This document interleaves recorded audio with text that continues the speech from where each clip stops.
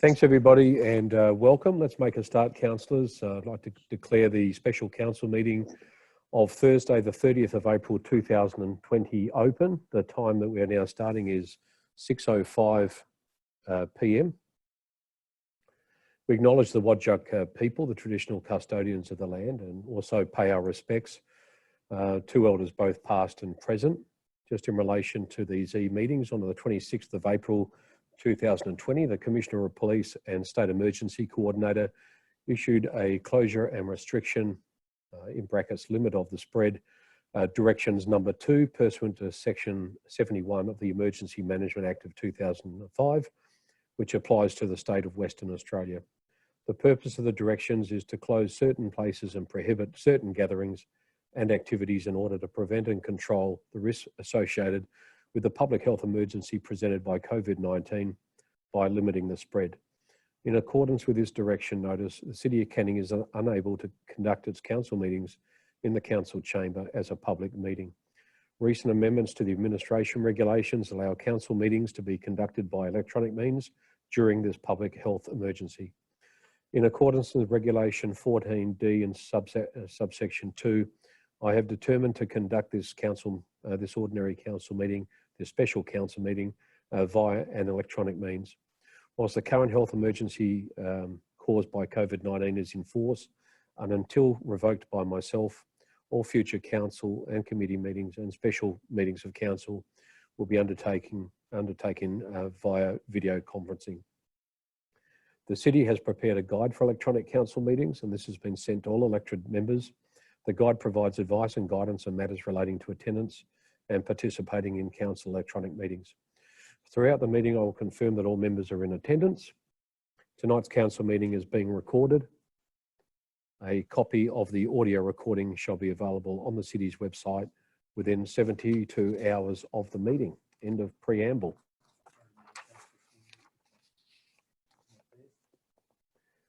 Councillors, I'm just going to pause just for a moment. We've lost Councillor Sweeney just for a moment. I think he's just signing in.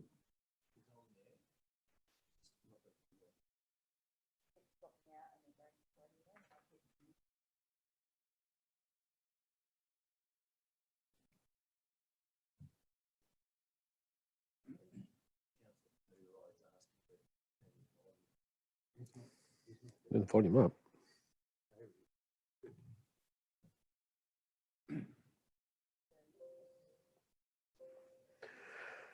Councillor Sweeney, do we have you there?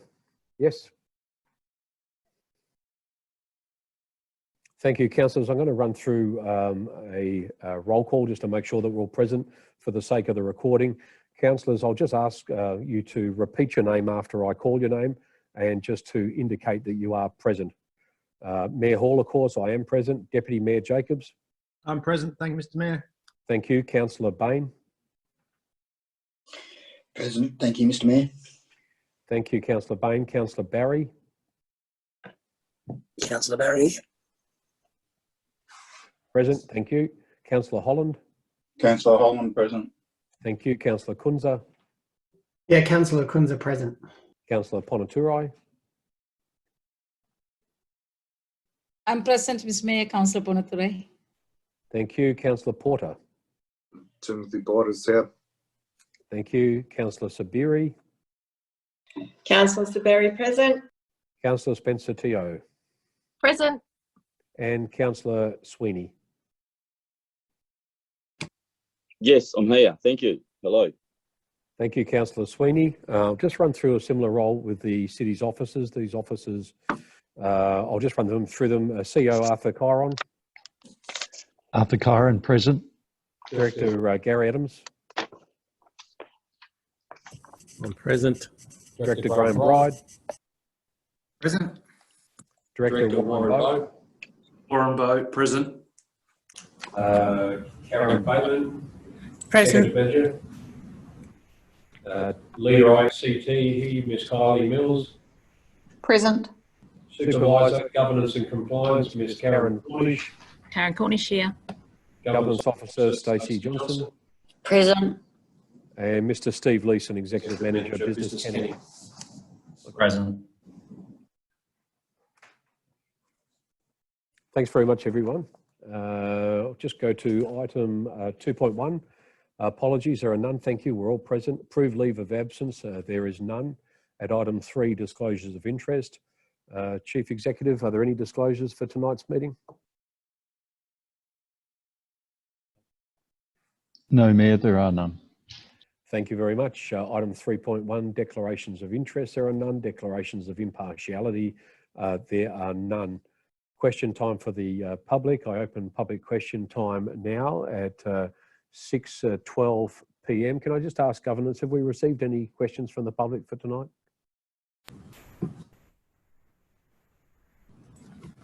Mr Mayor, no, we have not received any public questions nor deputations for this evening. Okay, that being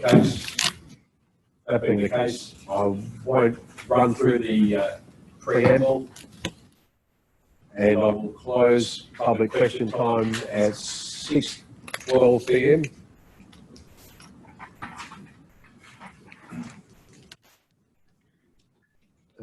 Voting cards, councillors, before we start. Excuse me, Karen, I've got some, that's it, fixed. Councillors, just in relation to the voting cards you received earlier, thank you, Councillor Sabiri. Before I move to suspend standing orders, elected members will note, and just for the sake of the record, that today they received, when they received hard copies of the agenda for tonight's meeting, they also were given voting cards. These cards will be used tonight to establish the way in which you are voting. I ask that you raise the cards when asked to vote and continue to hold them up until the vote has been declared. Each councillor has been issued with 2 cards. A green card should be used when voting for a recommendation, and the red card should be raised when voting against a motion or recommendation. Councillors, in relation to the suspension of standing orders, this will actually just be a standard item now whilst we hold these electronic meetings. Councillors requested to suspend certain clauses of the City of Canning Standing Orders Local Law 2015 for the duration of this meeting, in order to facilitate an electronic meeting that meets the requirements of the Act and administration regulations during this declared public health emergency. To not suspend these clauses may find that the council is in breach of its own local law. Councillors, the recommendation is that council, I think you've all got it in the agenda there, I won't read right through it. It's a suspension of local law 4.91 in relation to deputations, 7.1 members to be in proper places, and 7.14 no interruption. An absolute majority is required. Can I ask for a mover, please? Thank you, Councillor Sabiri. Can I have a seconder to suspend standing orders? Councillor Kunza, thank you very much. Councillor Sabiri, have you got anything you'd like to add? Nothing to add. Councillor Kunza? Nothing to add. Thank you. Councillor Barry?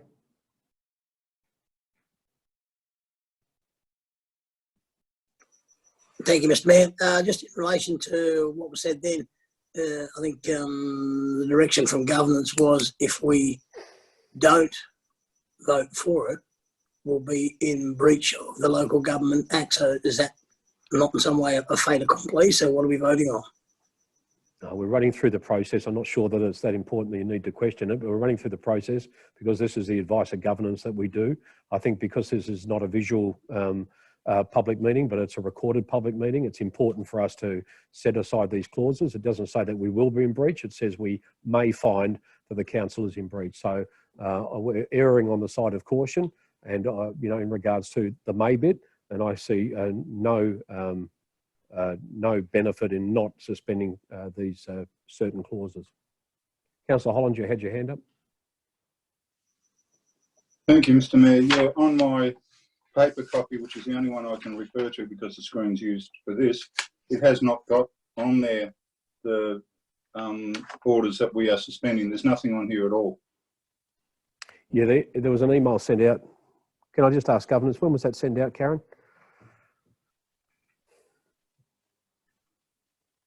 It was sent out early this afternoon, I believe, wasn't it? It was sent out, and Councillor Holland, just by way of providing some context there, it was an oversight by governance. We're still getting used to this process. You know, certainly nobody's fault, but it was just an oversight when putting the agenda papers together. No, I haven't got a problem with that at all, and I think these things happen, but I think it should be noted that we're voting on this and it's not in the agenda that's in front of us. That should be recorded. It is. You've just said that. It's not in the agenda in front of you, but councillors have been provided with the request to suspend standing orders by email earlier this afternoon. Councillors, we have a mover, which is Councillor Sabiri, a seconder, Councillor Kunza. If we have no one else wishing to speak either for or against it, we'll certainly just move on and put this to the vote. Thank you, councillors. We'll put this to the vote. The way we will do that is to facilitate the voting. We will ask you to raise your card either for or against, remembering that green is a vote in favour of suspending those standing orders quoted, and red is against. Councillors, can I ask you all at the same time to please raise your voting card and hold them up, please. Lower yours, lower yours, that's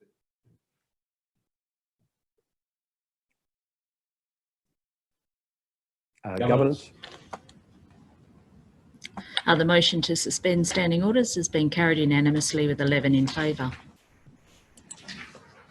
Thank you, councillors. We move to item 5, receiving of petitions, presentations and deputations. Petitions, there are none tonight. At item 5.1, presentations at item 5.2, there are none tonight. Deputations at item 5.3, there are none tonight. Councillors, the next order of business is item 6, report.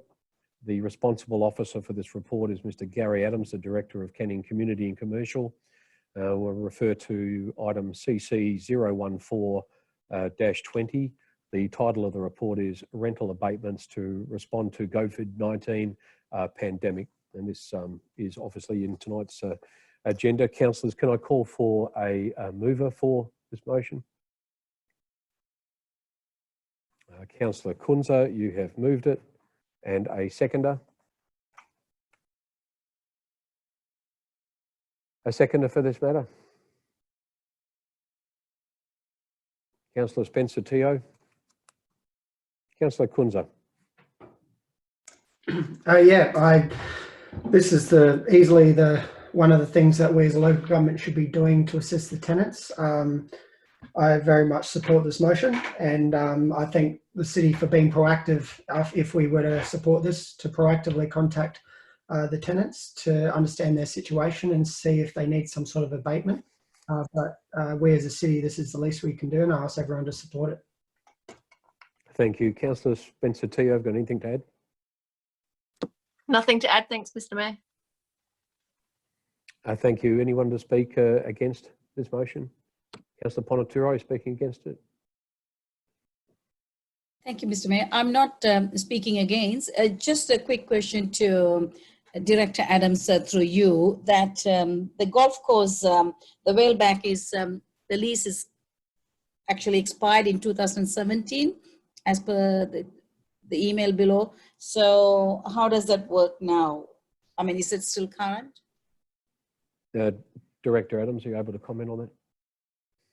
I'm trying to find my iPad. I'll be back in a second. I get my iPad as well. Councillor Ponaturo has just briefly left the meeting.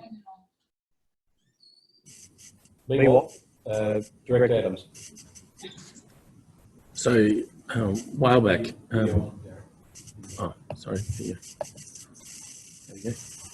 Whaleback Golf Course still has a lease, and my understanding is that it is expiring in 2021 or 2022. Obviously they were shut for a while. They have recently reopened, although they've got some restrictions still. So we'll approach them with the application for abatement and get them to fill out the form, which will detail what the impact on their financials has been, and then make an assessment as to what sort of abatement they may be entitled to. Thank you, Councillor Ponaturo. Did you have anything you wanted to add? They apparently do have a lease in effect at the moment. Okay, I'm happy with that. Okay. Thank you. Look, I didn't see any other hands raised at the moment. I'm just getting some feedback in my microphone here. Karen, has everybody got their... That might be better. Thank you. I didn't see any other hands up at the moment. I just wanted to speak in support of the recommendation by the city. I'm really pleased with it. I thank the councillors for working so closely to come up with a solution. It was discussed obviously during our workshop. I'm really pleased to say that the city is taking a proactive view to this, and I note that in paragraph 12 that once this resolution is passed by council, we'll actually be writing to these tenants to advise them of not only the decision of council tonight, but also how they will actually best take advantage and apply for those abatements. So I'm really pleased. It seems to be a very well thought through recommendation, and I thank the city for bringing it forward to us tonight. Did I miss a hand? Is there anybody else that would like to speak on this? Councillor Barry? Thank you, Mr. Mayor. Look, I realise in C and there was another one there, a period of 6 months for these rental abatements, but I'm just wondering whether an amendment would be, a small amendment, would be effective in where at the top it says delegates to the Chief Executive Officer, blah, blah, blah.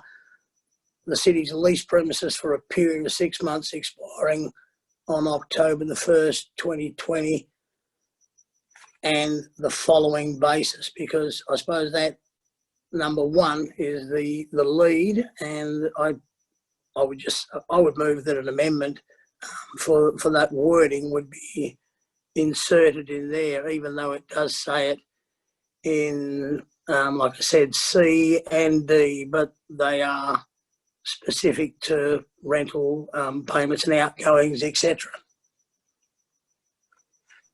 Yeah, thanks, Councillor Barry. Look, I'd support the amendment other than the fact that you're right. It does actually say 6 months in there, and it actually has the date of 1st of April. So I'm not certain that it would provide any more clarity. Director Adams. Can we get a seconder? You wanted to put the amendment? Yes, if I get a seconder before it goes to debate. Do we have a seconder? Councillor Holland is seconding it. Yes, so in speaking to it, I just thought that being the number one, and that's the head of the recommendation, that 6 months should be in there, expiring on the October the 1st, which is the end of September as well.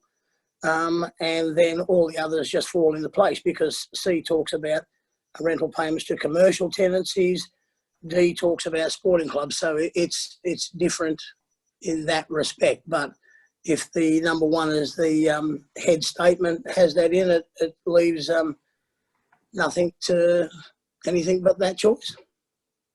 Thank you. Councillor Holland. Yeah, I think it gets to give it a bit more clarity, and I think that's a good thing, because number one will make it go down, cascade down to all levels below that. That's all. Thank you. Councillor Kunza. Can I just clarify a question through you to Director Adams?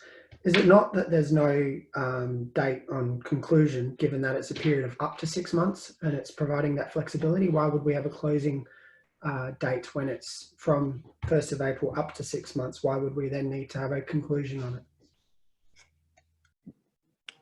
Director. So Councillor Barry may be able to clarify this, but what I'm understanding you're saying, Councillor Barry, is that you want the delegation to the Chief Executive Officer to read that that is only for 6 months, to align with everything below it. Yes, well, I think. Barry. Thank you, Mr. Mayor. Thank you, Director. Yes, well, I think that's the accepted view of most of the statements that we're getting out from the state government, that 6 months seems to be the choice of time that things will hopefully abate. And I think that if we put in there the 6 months, then we're pretty much like ducks lining up with the rest of the world. Thank you. Councillor Barry, I'm not clear on what you're proposing myself. The question from the director was, are you specifically talking about the delegations? You want the delegation to the CEO to be no more than 6 months? Because as Councillor Kunza took the words out of my mouth, the period in the recommendation here is for a period of up to 6 months. Notwithstanding this is only phase one of our approach, it takes all flexibility out of it in my mind. Are you asking just for that delegation to be for 6 months, or are you putting a restriction on C and D and restricting them to just 6 months? No, not at all. But now that you're saying, if you're talking about the delegation, well, why would it want to go on any more than 6 months if 6 months is what is the accepted state view? Yeah, Councillor Barry, without being disrespectful, this is why we're asked to try and forward these through so we could have a think about these amendments. It's so difficult to do this electronically and online. I am absolutely not clear on what it is that you're proposing. Can you actually provide the wording for what you're actually proposing, and which of the 7 or 8 clauses it is that it will affect? Because I'm being serious. I'm not clear on what it is that you're proposing.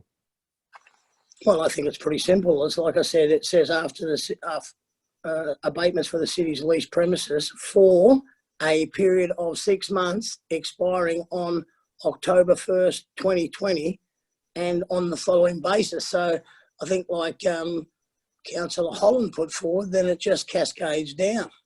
It's a period of 6 months, and if that period comes up, then the delegation is not worth more than that 6 months anyway, or because it doesn't say the 6 months is going to go on and on and on. Now, I'm not trying to be difficult, but I don't understand. I think it's very simple.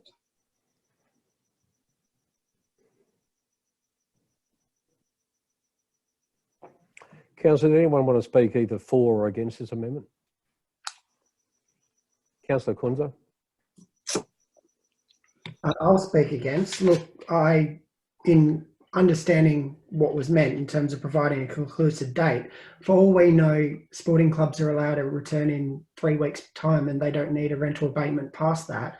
The reason for the flexibility, as I understand it, is because we're unsure about how long they're going to need an abatement for. So why would we provide a definitive 6 month October 31 date as part of this when there's no, to my mind, it's not going to go past, the delegation isn't going to go past 6 months, because the delegation is right now to negotiate temporary rental abatements right now for a period not exceeding 6 months from the 1st of April. So I don't see why we'd need a conclusive date. If the Rossmine Bowling Club, I understand they mentioned this week that bowling clubs are permitted to do certain activities at the moment. It might cascade and basketball stadiums might open up, and all of a sudden the reason for abatements for sporting clubs and businesses might not be there in 3 months' time. So why would we provide a definitive conclusive date? We should allow the flexibility in the motion as it is, and that's why I'll be voting against this amendment. Councillor Sweeney, you had your hand up. Yeah, just listening to the conversations that are taking place, what's somebody's just pointed out to me now that I've just looked at is I don't know why we are going for the 1st of April as a commencement date when really I feel that this should be backdated to probably 16th of March. I think that's right. The 16th of March when the restrictions actually took place. I don't see why we're going for the 1st of April when the restrictions actually came into force, I think on the 14th or the 16th of March, and it should be from that day they came into force. Yeah, I guess the only thing with that is, we're not probably discussing that right now, but the state government actually made a declaration in relation to similar lease abatements for all state government buildings that was actually made on the 30th of March. And so this is in line with the exact same, very similar package announced by state government by the Premier Mark McGowan, which was actually made on the 30th of March and effective immediately from that date. So I think that's why it's been aligned with that and not backdated for 2 weeks. That would be the answer to that, Councillor. Anyone, Councillor Sweeney? Yeah, just, well, in reply to that, I still think that there's, there's room to move on there. There's got to be flexibility. And I know what you're saying, and I did hear the Premier speak about that at that time, and he mentioned those dates. But these restrictions came in 2 weeks prior to that, and people have been going through hardship since that time. So I think, out of goodwill, I think it's the right thing to do is to start the commencement of the abatements from that date. I'm pretty sure it's the 16th of March. We need, yeah, okay. Look, councillors, we've had a lot of time to discuss this. We had a workshop last week. The time for these suggestions was probably a little bit earlier than this evening. If you're not absolutely certain of the date, Councillor Sweeney, then there's 2 things you can do here. We can either note your comments, or you can actually put an amendment to the recommendation. But you just seem like you're not even certain of that date, and that would mean that what we're doing here tonight is out of line with the with a similar announcement by the state government. I mean, there was an awful lot of work put into this recommendation by the city staff, and I guess the best advice was taken from state and federal government. The date was, there was some evidence around why that date was chosen. Perhaps I could get Director Adams to provide some context around the date and why it was chosen. Director Adams.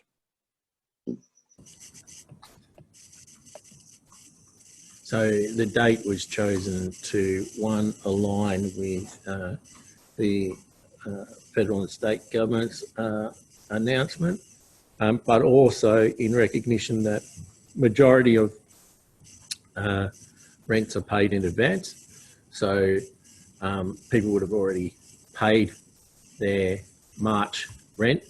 And what we did is, what we normally do in March, we send out the April invoices. We didn't do that in March. We didn't send out the invoices for April in March as we normally would. But the majority of rents up until the end of March would have already been paid. Councillor Sweeney. Yeah, look, I'm happy to let it go. As I say, I've only just picked this up now, so I'm not 100% sure of this date. So I've listened to what Dr. Adams has said, so I'm willing at this stage just to let it go. Can I say, though, at the end of the day, Councillor Sweeney, this is only a phase 1 response. If things worsen, if there's a business case made to backdate it even further, well, then obviously we have plenty of opportunity to do that down the track. So maybe there's an opportunity at some later stage to do that. Just in relation to the amendment put by Councillor Barry, I'll just speak to that. I do actually speak against it. I think this is a time, councillors, when we've all spoken about our need to be really agile with our decision making and to provide some flexibility in what actually happens from here.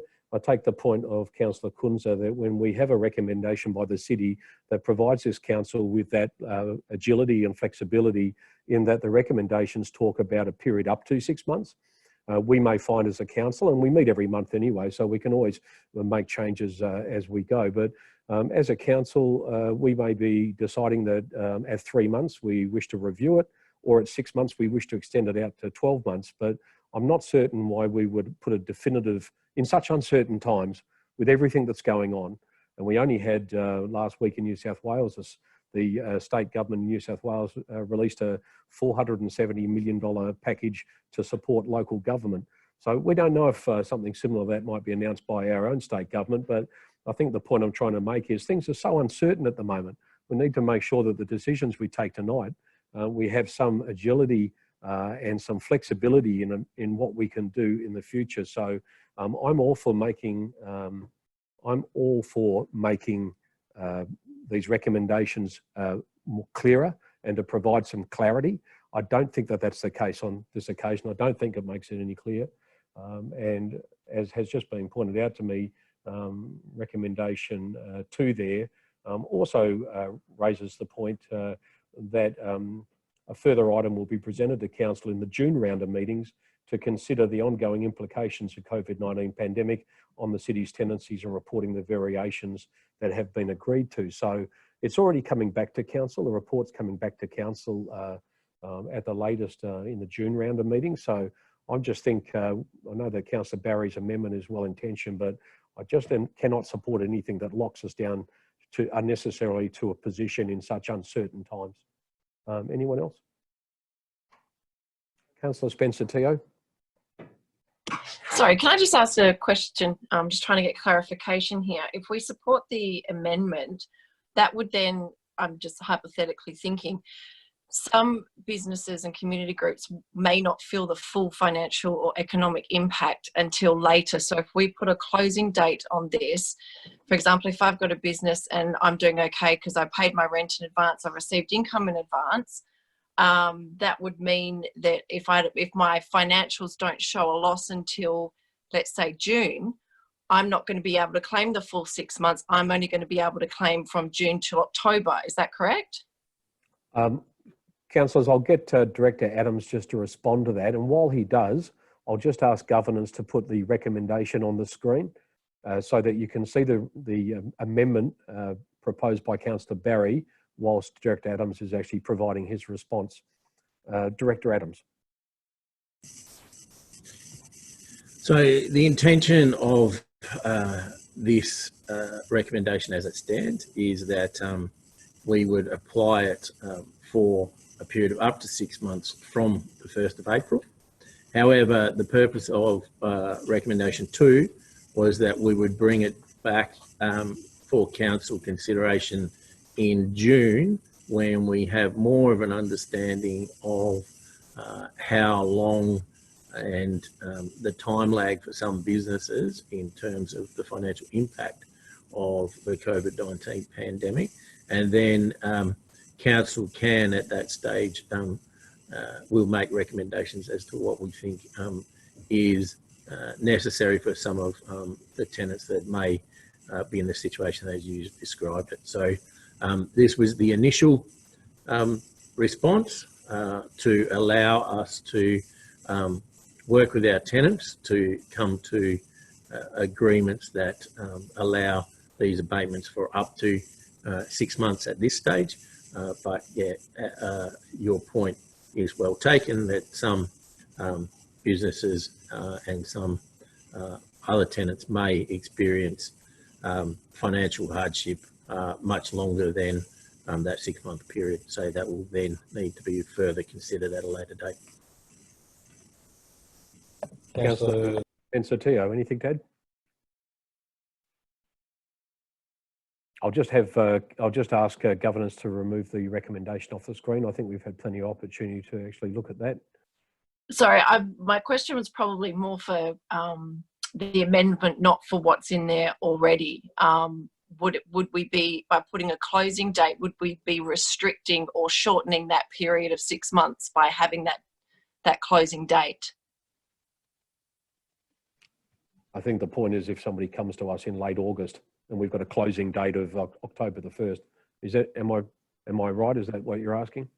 Yeah, well, is it 6 months, or is it 6 months from a start and an ending point? Like, I understand it's 6 months from the 1st of April.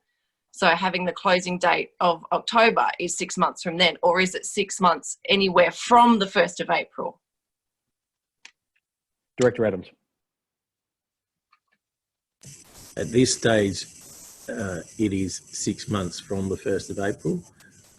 But what I'm saying is that when we get to June and we bring back a report, then you may want to extend the period of those abatements, and we may have particular tenants who have particular needs beyond what is already contemplated within this recommendation.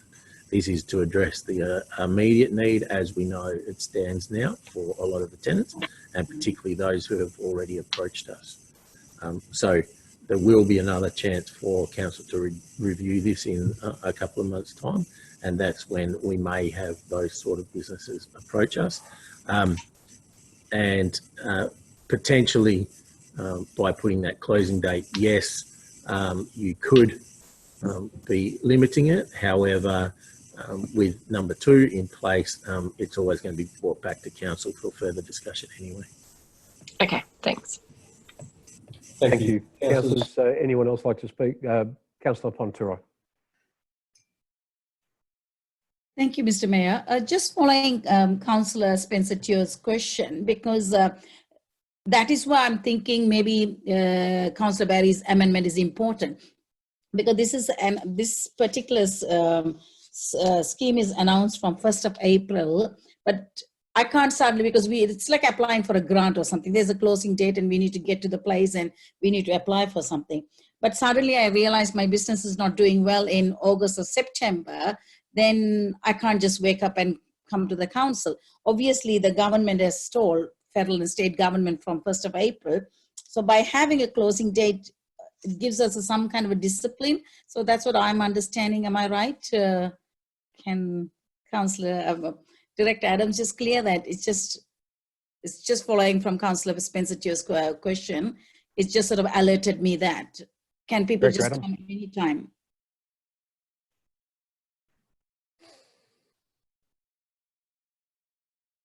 Yeah, look, I haven't really had the amount of time necessary to fully consider what that amendment could potentially mean. I mean, it seems fairly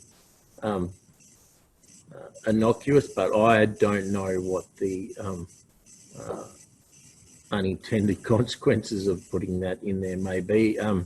They don't look to be any apparent at this stage, but that's not to say that there aren't.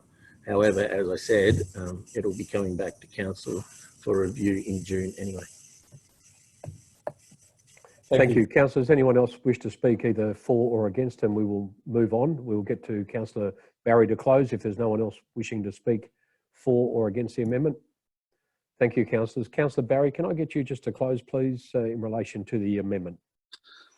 Thank you, Mr. Mayor. Yeah, well, look, in saying that, it's like I said before, C&D already give a 6 months notification. I'm not worried about the delegation. What I'm saying is that basically it's the temporary rental abatements. In C&D, the end date would be on October the 1st. Now, we're saying, as I've heard, request a further item be presented to the June round of COVID pandemic for and reporting the variations that have been agreed. By the same token, the officers may also recommend that things are looking a bit better and the grants or abatements may be curtailed. What I'm saying is that everybody else so far, including the state government, has said basically 6 months is the day. We say it in C&D. All I'm saying is in the head of it, number one, it should just have that 6 months again, and at the end of 6 months, we can look at it again. It's as simple as that. I mean, we got the 3 month one, but I would be horrified if we got to June and we decided that no more people can apply for rental grants because, in the opinion of maybe the officers, that things are looking a bit chipper and that's it. So, look, in the end, let's put it to the vote and see how it goes. Thank you. Agreed. Thank you very much, councillors. I will put this to the vote. Now, councillors, all we're voting for at the moment is just the amendment put by Councillor Barry, which we saw. The amendment was on the screen, so I'll ask you again to vote using your voting cards. A green card indicates you're voting for the amendment, and red is that you are not in favour of the amendment. So if I can get you just to please, councillors, raise your cards so we can see them. Thank you very much. Governance. Just leave them up, please, councillors, just so governance can do a quick count.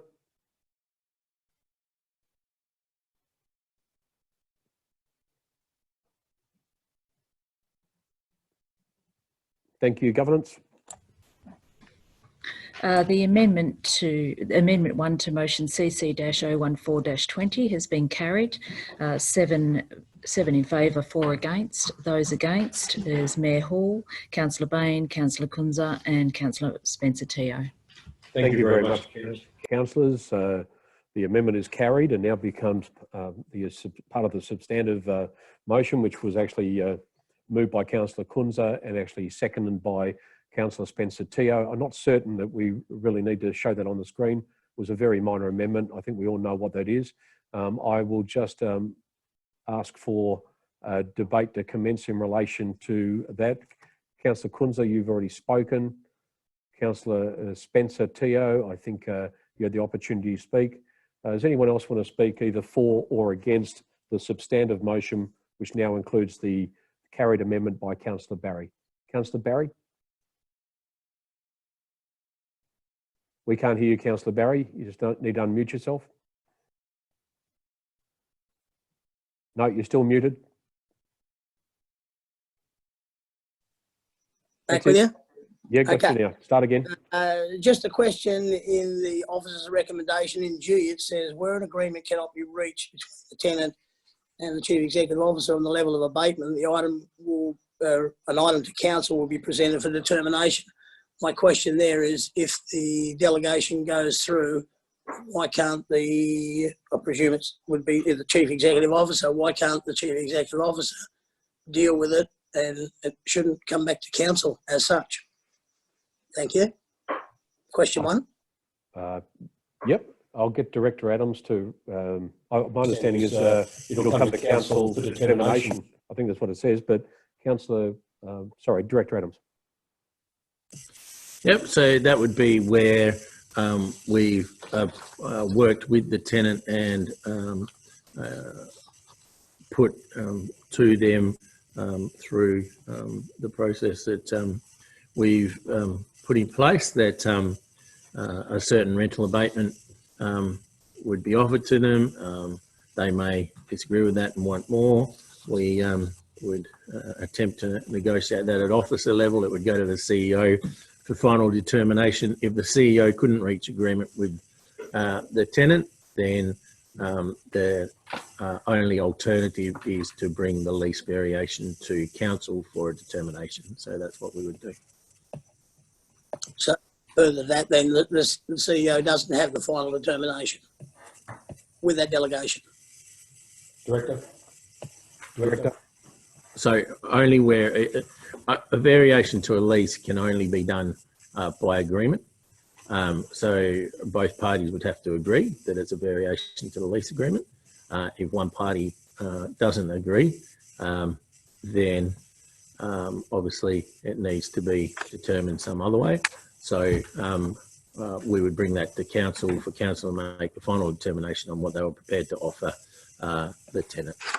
I anticipate that for most, if not all of our tenants, we would be able to come to a fairly quick and fair agreement based on their circumstances. However, there may be circumstances with some commercial tenants in particular where we can't reach the agreement, and then a final determination maybe need to be made by council. Okay, just one last question then. It probably relates to this, but it may to a more so to a further agenda item, but you can tell me one way or the other. So my understanding is that if we're saying that anybody who receives a concession from either state or federal government will not comply for assistance from the city in any case, is that correct or not? Yeah. Director Adams. Yep. So on the form that we've put together, it basically asks a series of questions. One of those questions is, are you eligible for or received any form of financial assistance or relief as a result of the COVID-19 pandemic? If yes, please detail. So we would just expect the tenant to detail what other relief, just so that we could take that into account when looking at things such as what turnover they're receiving, what outgoings they can pay. For example, there may be for businesses, there may be some grants to pay electricity bills. I know there's some grants out there for that. So if they were receiving that, for example, then we'd take that into account when looking at what their outgoings are.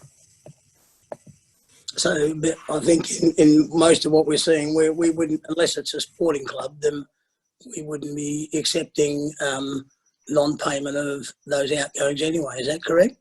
I'll just ask you to direct your questions through me, Councillor Barry, Sorry, from the point of view Mayor. you're having a private conversation with the director. So Okay, sorry, Mayor. thank you, Director Adams. Yeah, so for outgoings, we are not applying a discount, but we would consider deferring them for commercial tenancies. Whereas for the community and sporting groups, we would look at applying an abatement of those outgoings. Yeah, okay. All right. So thanks for that. And in saying that, I will probably say that I'm in favour of it, but I would speak against it just purely from the point of view of the delegation, because I think council in and of itself can handle this. So I won't be voting for it on that basis. Thank you. Does anybody else want to speak against the motion before we put it to the vote?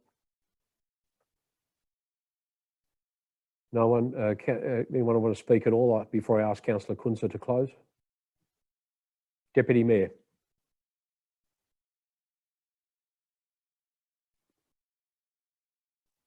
Hi. I'll be voting for it. I think that this sort of stuff can't necessarily wait for budgetary processes. I think a number of these organisations, especially sporting, need to have relief. A few of them actually have contacted me. I think we need to do something now, and this is the something. The other things we can wait on, but I see the things here as necessary, considering the pandemic is ongoing. We don't know how long it will go on for, but if it does go on longer, then we can meet again and talk about other things. But I think this is something that we need to put out there sooner rather than later, and today is the sooner. Thank you. Thank you very much, Deputy Mayor. Anyone else like to speak before I pass back to Councillor Kunza? Councillor Sweeney, yes, go ahead. Yeah, just for our point of our clarification, actually, through you, Mr. Mayor, to Director Adams, just in regards to the abatement of 100%. So when we're talking about offering somebody 100%, which is the total amount, would that be, for example, a business that is closed with no rental income at all, with no revenue at all? Would that be a case where that would be considered for 100% rebate? Director Adams, can you provide any detail on that? Yes, that's correct. Yes, that's correct, Councillor Sweeney. Thank you. Thank you very much. Anyone else before I ask Councillor Kunza to close? Thank you, councillors. Councillor Kunza, can I ask you please to close debate? Thank you, Mr. Mayor. Look, I encourage every single one of you to support, I think, a unanimous council decision to enable the administration to proceed in community and sporting groups and commercial businesses. Sorry, I'm getting a bit of feedback here, Mr. Mayor. Let me just check. I can hear there's a bit of feedback there. So, look, all the businesses, sporting groups, community groups that are utilising our facilities, they're waiting. A number of them are proactively engaged the City of Canning, seeking some sort of assistance in terms of their lease responsibilities. And whilst we may or may not have some sort of concerns with the minute details of the process or how the officer recommendation is written, I believe we owe it to our community to 100% for our support by providing them with that guarantee and with that support, showing that council is behind them. So I really urge everyone to support this motion. Thank you.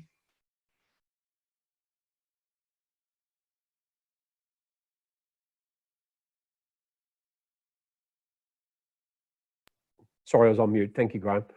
Councillors, we'll now put this to the vote. Thank you to Councillor Kunza for closing. Once again, we'll use our voting cards that you have. Green is in support of the recommendation and red is in against. Councillors, I'll get you to raise your cards, please, and vote.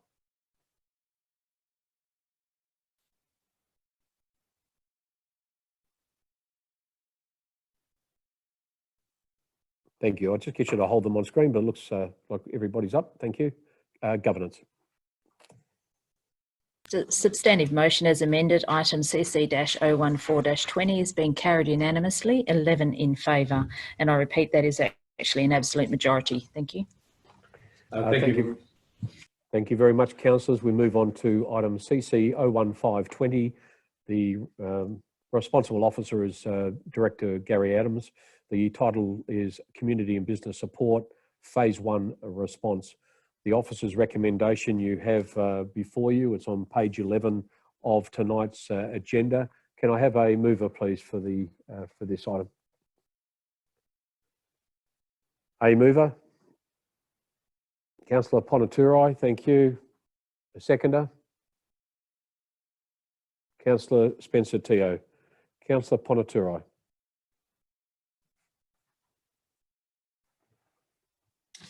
Thank you, Mr. Mayor, and also thanks for Director and all of them for clarifying all our queries. And I think that even though we all had so many questions and we want lots of things done, part of the COVID-19 program, because we have not seen like something, like we can't see it visually or feel it. So that's where the anxiety comes. And also I would like to mention that we have not seen any of the workshop or what the plans coming. Not that we are not trusting anybody, but we need to feel it and see it. So obviously that's why there's a lot of anxiety amongst us. I can feel that.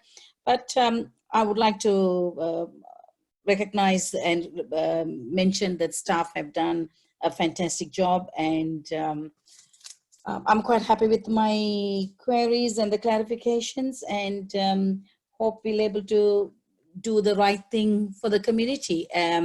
For example, like right now, the mental health has been spoken a lot, part of the isolation. So that is something we need to really seriously look into that. Something like Lane Arts Festival and number of other things we need to explore. And I would like to see more close communication and engagement among ourselves too, with the management team while we are implementing this business support program. Yeah, and I'd like to hear others supporting, and I'm waiting to listen to my colleagues. Thank you. Thank you very much. Councillor Spencer-Teo. I too will be supporting this motion, although I do have a little bit of a concern with the allocation of funds, but really I guess in essence it's a redirection of funds that have already been allocated anyway, but I'm certainly not going to hold this up over something like that. So again, as with the previous item, I agree with Councillor Kunza and Deputy Mayor Jessie Jacobs. We need to do something now. We can always review this as time goes on and as the situation changes. So I'm in full support, and I hope my fellow councillors can also do the same. Thank you. Councillor Kunza. Thanks, Mr. Mayor. I'd like to propose an amendment. Yes, of course. I believe that the amendment was actually circulated earlier today, and the governments have actually already have your amendment there. Do I have a... it's up on the screen now, councillors. I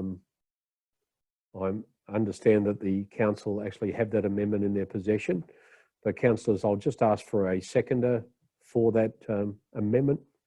Do I have a seconder? I'll just need it off the screen, please, Stacey. Councillor Spencer-Teo, thank you. I have a seconder. Councillor Kunza, I'll ask you to speak to your amendment, please.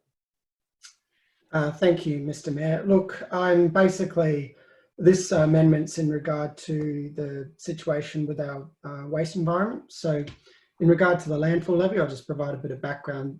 The levy on metropolitan waste was first introduced in 1998, and its stated purpose at the time was to provide funding for waste management and recycling programs.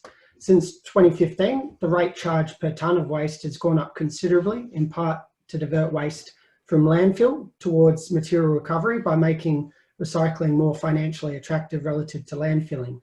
It has, however, become a taxing agent for the state government. This year, the state government will receive $83 million in revenue through the landfill levy, 1920 that is, of which only 25%, or a tick under $21 million, will be reinvested into waste management and recycling programs. The rest will go into consolidated revenue.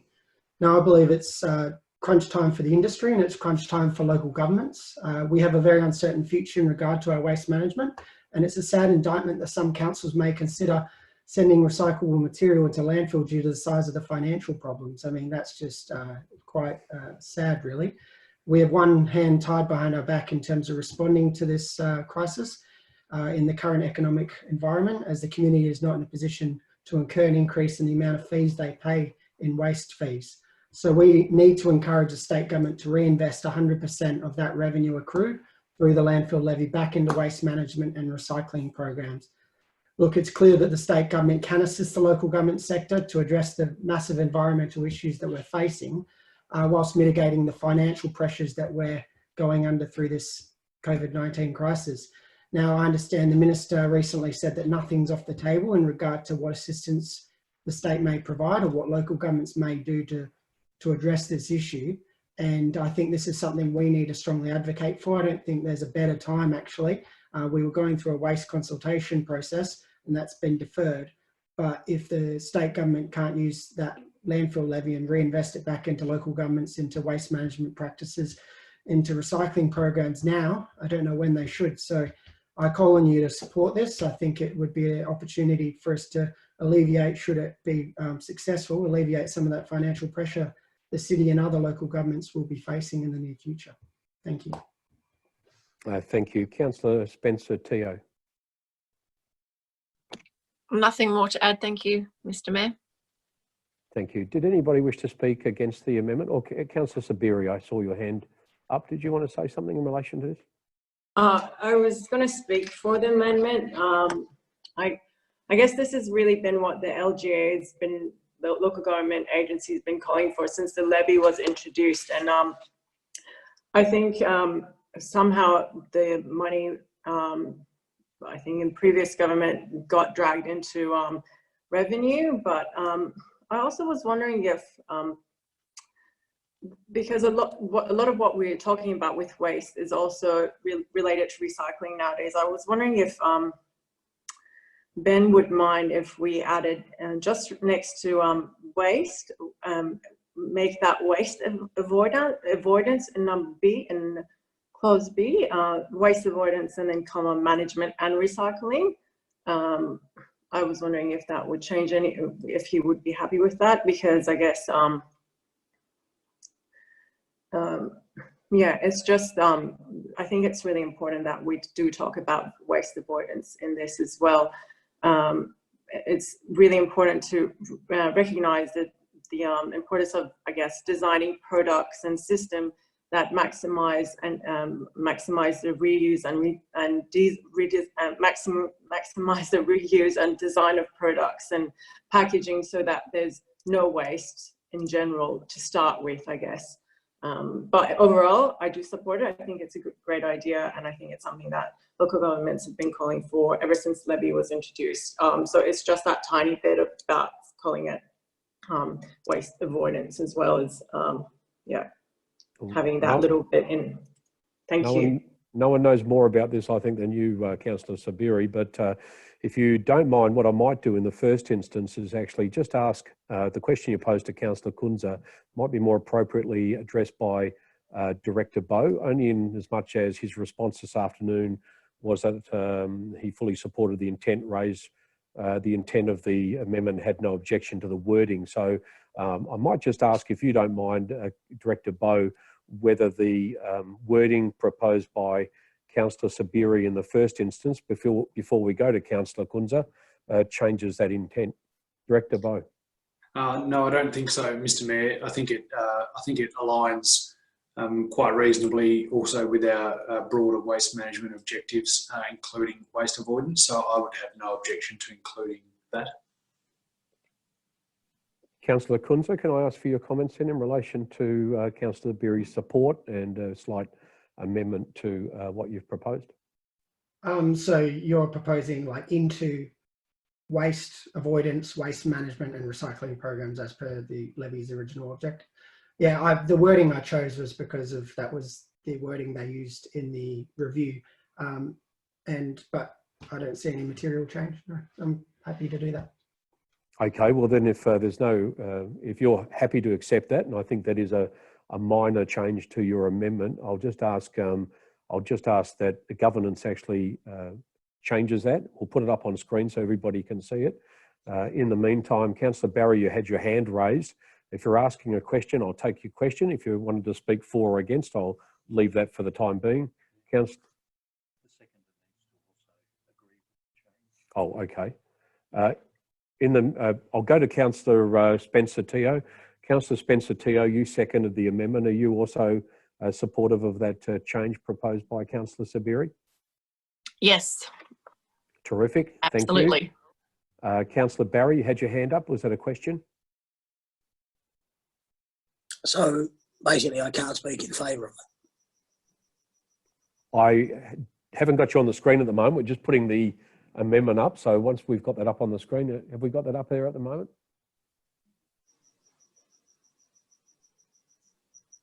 Councillor Sabiri, is that what you wanted? Can you see that up on the screen? Councillor Barry, I'll come back to you. Councillor Sabiri, can I just ask that what is on the screen is what you were proposing and what Councillor Kunza agreed to? Yes. You're happy with that? Yep, that's Okay. right. Thank you. Tremendous. Thank you very much. Councillor Barry, if you'd like to speak for or against, go right ahead. Back up on the screen. Is that necessary or not?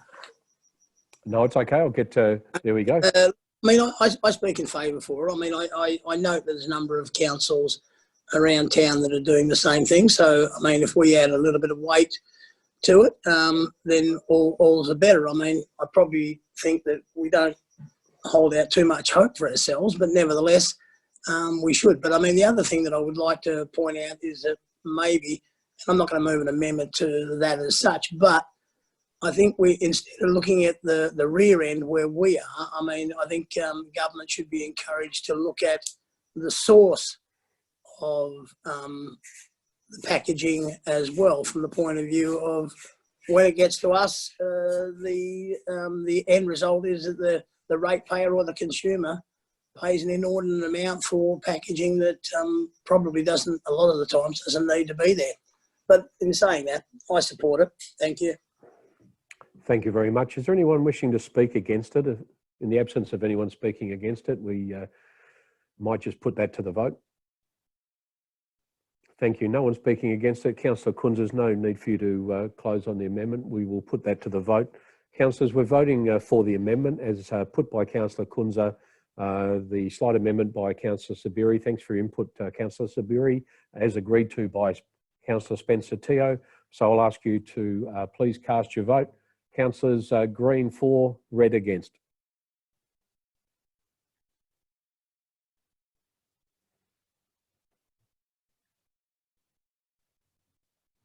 Thank you. Governance. The amendment to CC-015-20 has been carried unanimously. It's 11 in favour. Thank you very much, councillors. The amendment is carried. Thank you. Now it becomes a part of the substantive recommendation, which is a new item 6. We already have Councillor Ponaturai has moved and spoken to the recommendation as it was. Councillor Spencer Teo has already spoken. Is there anybody else wish to speak on the matter? Councillor Holland, I had you, please. Thank you, Mr. Mayor. Yeah, I've got a question. Can we have I voted on separately?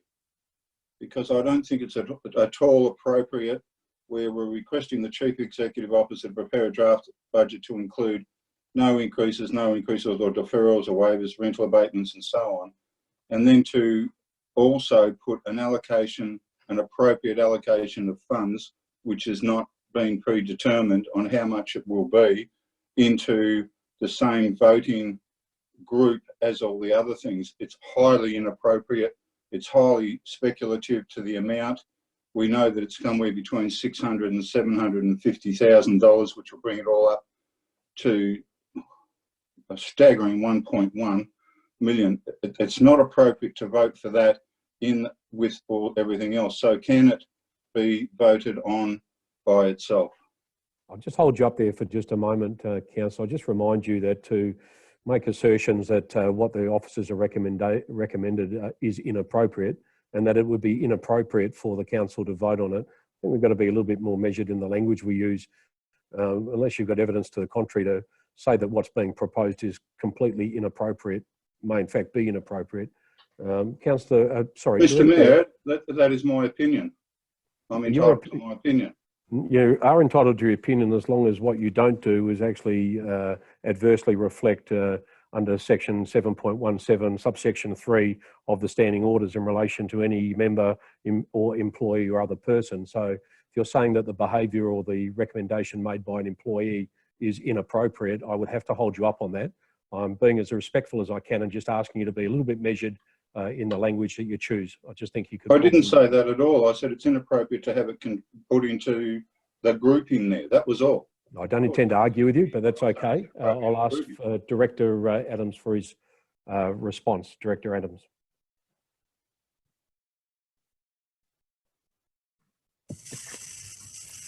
So what item 2 is requesting is for the Chief Executive Officer to prepare a draft 2021 budget to include an appropriate allocation of funds for the Connecting Canning project to support the community-led initiatives and connection of vulnerable people to identified community supports, which is what that Connecting Canning is. I guess it's worth noting that all we're asking for is Council to acknowledge that that program is currently in place. As that program and project continues, there will be gaps identified and needs identified that necessitate the council and the city changing how it delivers some of its services. And so what we're anticipating is, as that project goes along and by the time we get to budget adoption, that some of the programming and services that are identified as being a particular need will be given an allocation in the draft budget, at which time council will vote on them, and there may be separate allocations for separate things that fall within that Connecting Canning project. What we have done in this report is to give an estimate of what we think those funds will be. You're not actually voting to commit those funds tonight, only that we are just flagging that the needs will change as we go into that recovery phase, and we will, as required, put some appropriate allocations in the draft budget for council to consider when it considers the budget. Can I just ask a question of my own director, just following on from what Councillor Holland did say. So just to get it clear in my own mind, so tonight we're only being asked to request the Chief Executive Officer to prepare a draft budget for 2020 and 21 to include those items, but that draft budget, once prepared, still has to come before council to be adopted and discussed during the normal budget workshop process. So if councillors had issue with any one of those items, there is still opportunity for that to be obviously discussed and resolved before the budget is actually adopted by this council. Am I, just for the record, is that right, or am I wrong? Yes, Mr. Mayor, this is not committing to any expenditure.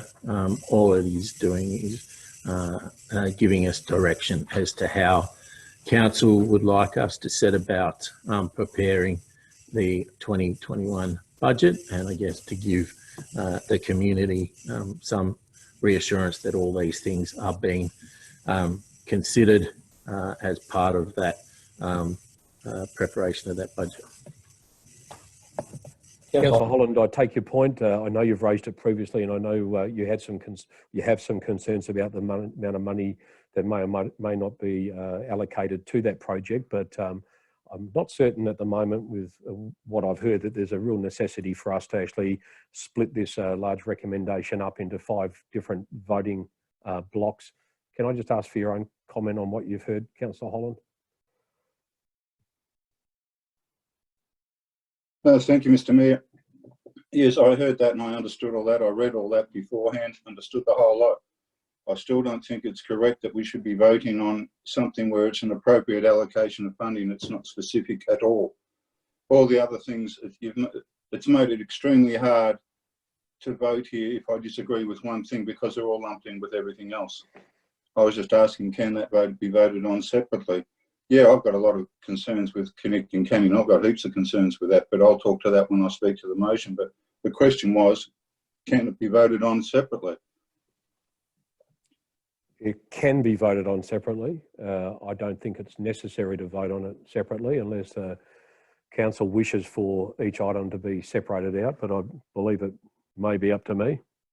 It's up to me. I just don't think it's necessary. I think Councillor Holland, there'll be plenty of opportunity for us to, between now and the workshops that we hold and the budget process, which I expect will be put off till later in the year. There's going to be a lot of water under the bridge between now and then, and lots of opportunity for us to meet individually with directors if we wish to and address some of these concerns that we have. So tonight, I guess, is just a conceptual framework of how this council would like to relieve the city and its ratepayers and residents and business owners. So I think getting down to the nitty gritty and the finite detail is probably not required tonight. Those things will be thrashed out at some later stage, and you will have, as I will have, and all the council will have, an opportunity to work through those line by line before we actually take the matter out of the hands of the city and actually adopt the budget as we feel fit to adopt it. So I think my decision then will be not to allow those to be voted on separately, and I hope you accept that. I do believe that we've got plenty of time later on. Councillor Holland. Mr. Mayor, I was only asking for I to be voted on separately. That was the only one, and I'm not sure on the procedure on this. Can Did it you go want to to a change vote, the? or is your decision final? I think my decision's final. I can certainly get governance to check. I was just going to ask you whether you would prefer to actually perhaps look at amending just I in relation to if you, if you're worried or concerned about the word appropriate, which you've mentioned a number of times. I think it still has the same intent. It would then simply be that we ask to include the following, which would be an allocation of funds. The appropriateness of that would then be decided by council, I guess, during the budget process. So I'm not sure whether you wanted to propose a slight amendment. I don't think it affects the intent of it, but it might give you some comfort. Thank you, Mr. Mayor. No, I'm not after changing. The appropriate allocation of funds to go into a budget, even if it is a draft budget, I can't see myself how that is the right way to go things. It should be an allocation of a specific amount of money that we voted on. This is something we haven't had a chance to have a say on, Connecting Canning. We haven't had a chance to vote on it, discuss it or anything. And now we're expected to put an appropriate allocation of funding in there up to, which will amount to a total of 1.1. I might just get the CEO to respond to that if you'd like to, or just get some clarity around what the situation is there and how we move on from this. Just one moment, Councillor Holland, I'll just ask the CEO to respond. CEO? Yes, thank you, Mayor. Can you hear me? Yeah. Councillors, I've listened to the conversation, and when I'm looking at the other items in point 2, and if your concern, Councillor Holland, is around the quantum of what's in we can't give you a quantum in relation to items D, well, certainly D, D, E, F, G, because we actually don't know the demand and we don't know the extent to which those items will incur a cost. So the point you're arguing in relation to I is as relevant for those items as it is for that one. And all we're doing, and to repeat the comments made by Director Adams, we're not committing anything to them through this decision. You're only providing me with the parameters to prepare a budget that you will all vote on and consider and then vote on at a later date, and hopefully by June we'll have that done. So the quantum will be further worked on in relation to I between now and then, as will the estimates of the impacts of A to K for the budget. There is no, as I repeat again, there is no precise number that we can give you. We will give you estimates across the board. We probably would be able to give you more precision on I than we would on some of the others, because they're based on demand or the extent to which there is a take up from within the community and business sector within the City of Canning. So I does not commit you to anything. It commits me to present something back to you that has some robustness, has some definition, and has some quantity to it. Thank you, Mayor. Thank you, CEO. Councillor Holland. Thank you, Mr. Mayor. Yeah, but it still doesn't give us any say in the matter whether we agree with Connecting Canning at all. Now we're allocating fundings to something that wants to go ahead. I'd like to know what the standing order is, Mr. Mayor, with all due respect, for Council to vote on your decision. Absolutely. I'll ask governance. Governance, can I get an opinion?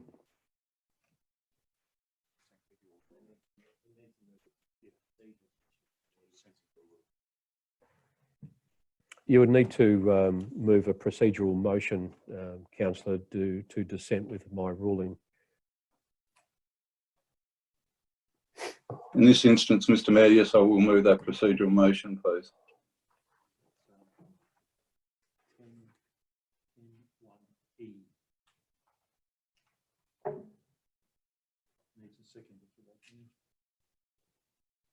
We need a seconder to dissent with my ruling not to split it. Councillor Barry.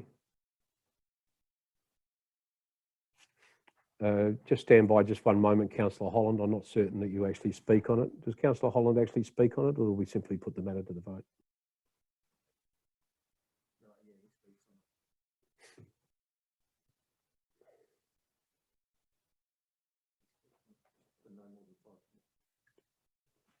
Councillor Holland, thank you for raising that. Yes, my ruling, just to reiterate, was that I felt it was unnecessary to split the vote. You've dissented with that ruling. You now get to speak on it, and I believe you're the only person that will speak on it, and we'll then put it to the vote.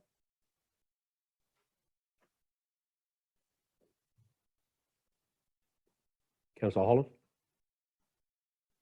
Sorry, Mr. Mayor, I was wondering whether you wanted me to speak on it now. Thank you, Mr. Mayor, with no disrespect at all. It is the only one that I wish to have out so that we can actually vote on that one specifically, whether it does go to a draft budget thing or we can actually even go to a draft budget workshop beforehand. But I don't think we've had any chance to discuss this at all. It's been put forward that the Connecting Canning project is to go ahead. It's first of all, it was a reallocation of staffing and resources, which I thought you mentioned before, Councillor Spencer-Teo. If I'm wrong, please correct me. But now it's after an allocation of between $600,000 and $750,000. That's a different kettle of fish altogether. I would rather see that $750,000 go to something where I can actually see the tangible benefits. I've spoken enough times on putting the boots on the ground to get things going, but I'd also like to have a bit more information on what actually Connecting Canning does. We've got, in my opinion, we've got very little. I saw on the other day on the website, we paid for a banner. I'm not sure what a banner's got to do with helping people out who are in dire need. We've got a banner saying Connecting Canning. I don't quite understand that at all. The vulnerable communities phone service for over 65s, while it's a good idea, how we don't know how many people have been contacted. So far there's been, what, 150 calls made in a month. That means it's 4 calls a day. 4 calls an hour, rather, 4.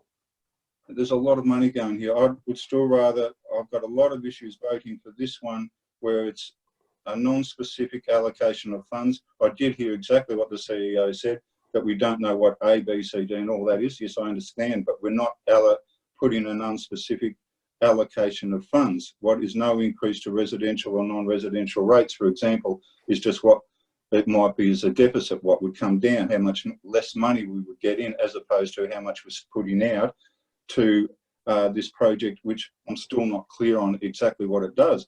I'm all very much in favour of helping people out, as Councillor Ponaturo mentioned. The mental health part here is exceptionally important and should be encouraged, and we should get into it, but I just don't know exactly what this is, and I can't put something forward, an appropriate allocation of funds. Anyway, that's my thing. I'd rather vote it on I would hope separately.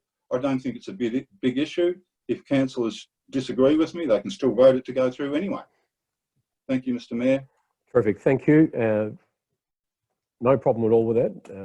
I have no problem with you dissenting from that ruling. Councillors, we will put that to the vote. If you agree with the Councillor Holland, then you need to vote green, which will be that you are for him dissenting with my ruling. If you hold up a red card, then you are against him dissenting with my ruling. Councillors, put it to the vote.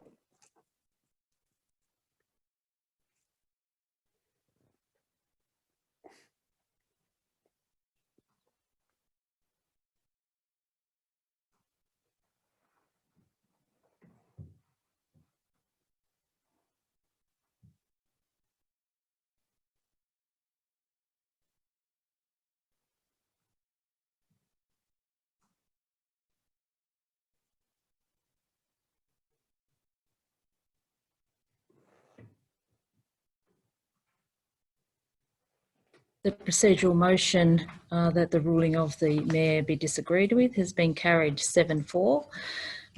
Councillors voting against the Mayor Hall, Councillors Bain, Kunza and Spencer Teo. Thank you, councillors. We'll move on. So what we will now do then is we will actually, in fact, I might get Director Adams to try to explain to me how we proceed from here, but I think that what we will now do is separate out item 2.2 subsection I, which will be discussed and voted on separately. Am I right? Just voted on separately? Okay, that being the case, then we will return to we'll just recap then. We have Councillor Ponaturo has actually moved the motion. Councillor Spencer Teo seconded the motion. We had Councillor Kunza move an amendment, which was actually adopted by Council and has become the substantive motion. Part of the substantive motion becomes a new part 6. We have Councillor Holland has dissented with a ruling I made in relation to voting. So what we will do is we'll go back to debate on the substantive motion, which you have in front of you, CCO 1520, and we will then vote separately only on 2 subsection I. Councillors, I will reopen debate. Councillor Ponaturo, you have spoken. Councillor Spencer Teo, you have spoken. Councillor Barry, go ahead. Thank you, Mr. Mayor. Just a couple of questions. In relation to the underground power, and I tried to ring Minister Johnson's office today, but he was very busy. Now, I'm just wondering, does the city know whether the underground power will actually go ahead or not? Those 3 projects we're talking about there on underground power. Director Warren Bowe. Thank you, Mr. Mayor. The city has advised of its resolution that was passed at the March Ordinary Council meeting regarding Shelley West, the Shelley West SUP, and the city has endorsed an agreement with Western Power to progress that project. So we are confident that that project will progress, and we are in liaison with Western Power now, subsequent to the decision made at the April OCM regarding the Shelley East RUP and the St James NRUP. So we are confident now, and our discussions with Western Power give every indication that the state government will continue to progress those 3 particular projects. But I guess we are more confident in relation to the Shelley West as it's more advanced in its planning. Councillor Barry? Thank you, Mr. Mayor. Just another question in relation to brought forward capital works and the list there is thereof. My question would be, given the period we're in and the necessity to get, I suppose, like Councillor Holland said, boots on the ground, how will this impact on tenders, and particularly the length of time that it will take, particularly from a design, etc., and then getting the jobs actually started? Do we have any fast tracking information that we will be getting this done by in 6 months, 12 months, 18 months, or what? Thank you. Director Bowe. Thank you, Mr. Mayor. Well, certainly in relation to the projects that were suggested by both the elected members and the staff, which were in the paper that was presented a couple of weeks ago, there was a clear emphasis on staff to ensure that those projects were capable of being brought forward. That is no guarantee. In relation to Councillor Barry's first point about the tender requirements, that is always a significant time lag in the process. But what we have done is established a number of panel contracts for both engineering contracting suppliers and also landscape contractors as well, which enables us to go directly to our pre-qualified panel, which actually shortens the process of procurement by 4 to 6 weeks at the very least. So we're confident that a number of those projects that we've put forward that are also in the agenda item and that were distributed a couple of weeks ago in response to councillors' requests are capable of being brought forward and delivered next financial year. Councillor Barry, did you have another question? Thank you very much. Does anyone else wish to speak? Councillor Holland. Thank you, Mr. Mayor. Yes, I'll speak in favour of this motion very strongly now that we've got an eye out of it. I think the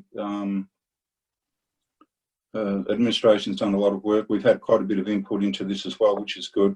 They've listened, and I think it's quite appropriate what our responses are going to be. It's interesting to know that it's going to come down. I can't remember now, it's federal or state, that regarding interest charges, which is one thing that have been a bit of my bugbear as well. But I think this is a very, as you put it, Mr. Mayor, how did you say, phase 1. I think it's a very good phase 1 response, and yes, I'm in favour of this completely in this motion. Thank you, Mr. Mayor. Thank you. I'll also speak in favour of it. Just to give my opinion, I speak in favour of the recommendation. I did want to address 2I, which we will vote separately on, but we are speaking to or against that as well, if you wish to. But in relation to that, I think my point in relation to item 2, subsection I, was in relation to connecting Canning, and councillors, I would ask you to support that remaining in there for the exact reasons that Councillor Holland, you spoke against it. Councillor Ponaturo, I mentioned mental health earlier. I know that Connected in Canning is a big project. It is still being conceptualised by the city staff, and it is tailor-made, and it says here in I that it will be leading initiatives to connect vulnerable people to identified community supports. So those are people that don't have the facility to go out and connect to those groups themselves. This will be all about connectivity. And, you know, I'm thinking that if you don't fully understand exactly what it's all about, that is why we should support it tonight, because it will come back to us for that in the draft budget for us to talk more about it, to work on the framework, to agree to its context.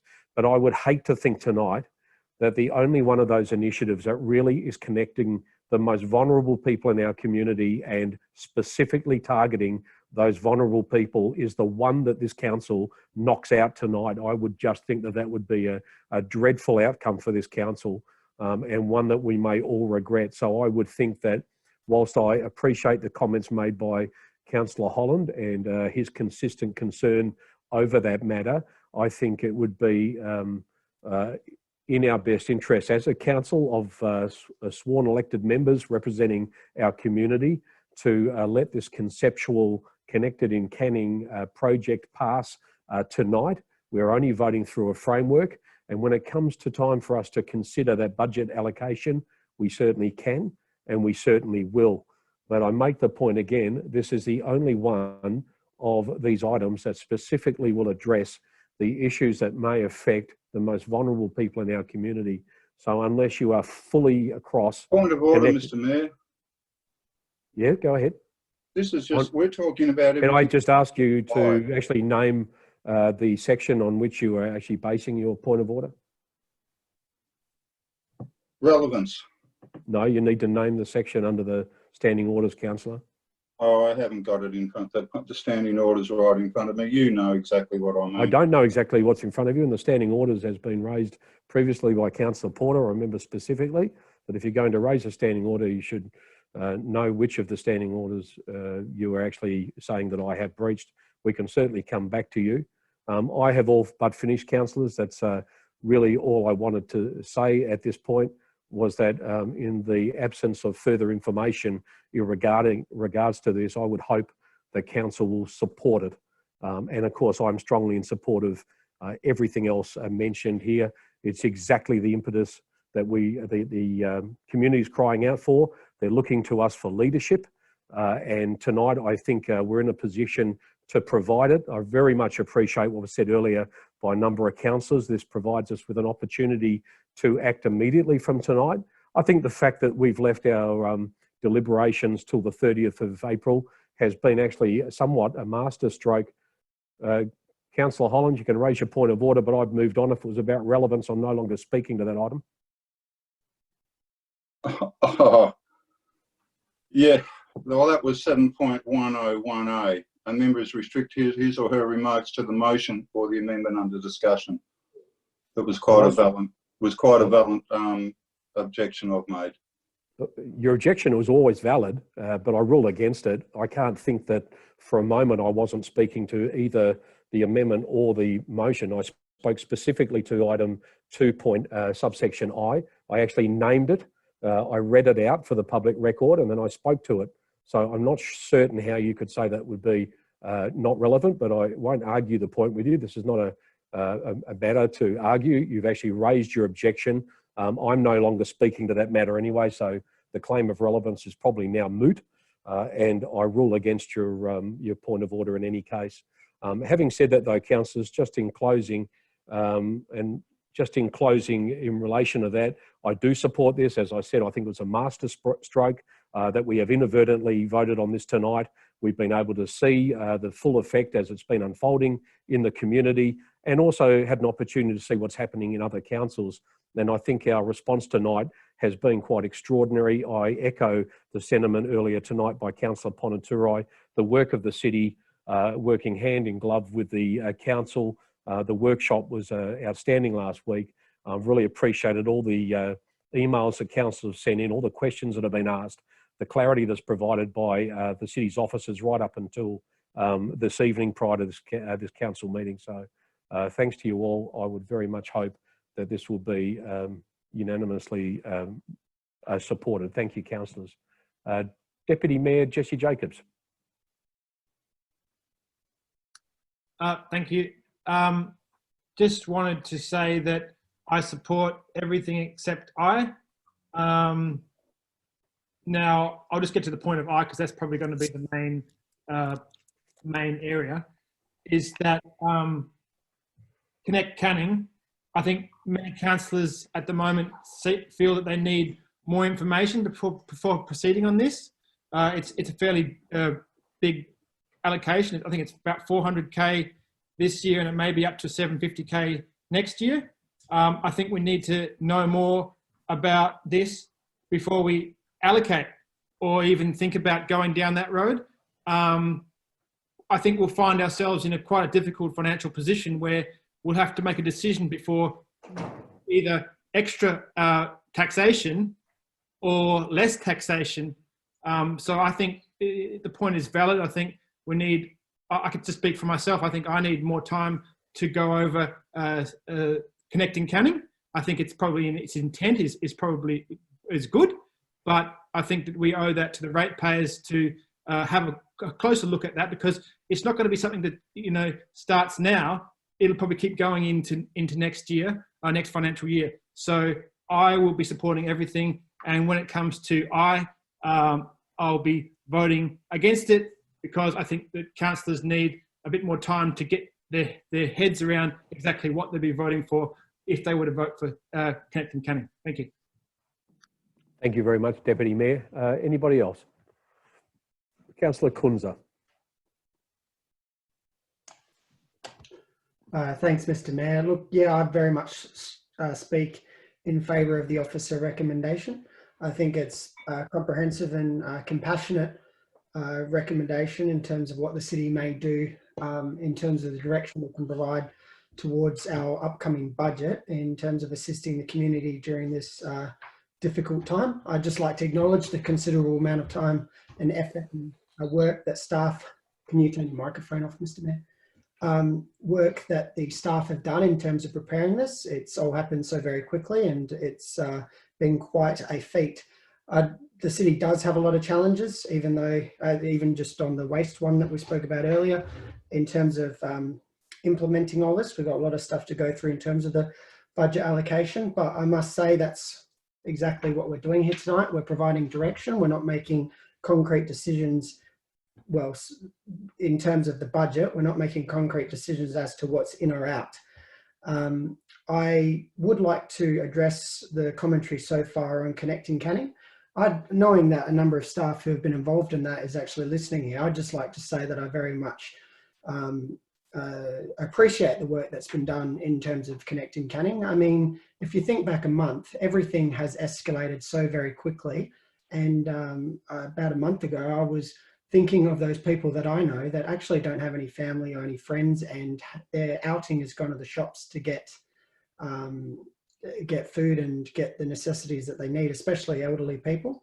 And it's a shame that the city wasn't able to act quicker, because it's what the city's doing, or its intention in this program, from my understanding, is to actually identify those vulnerable people, identify those community organisations.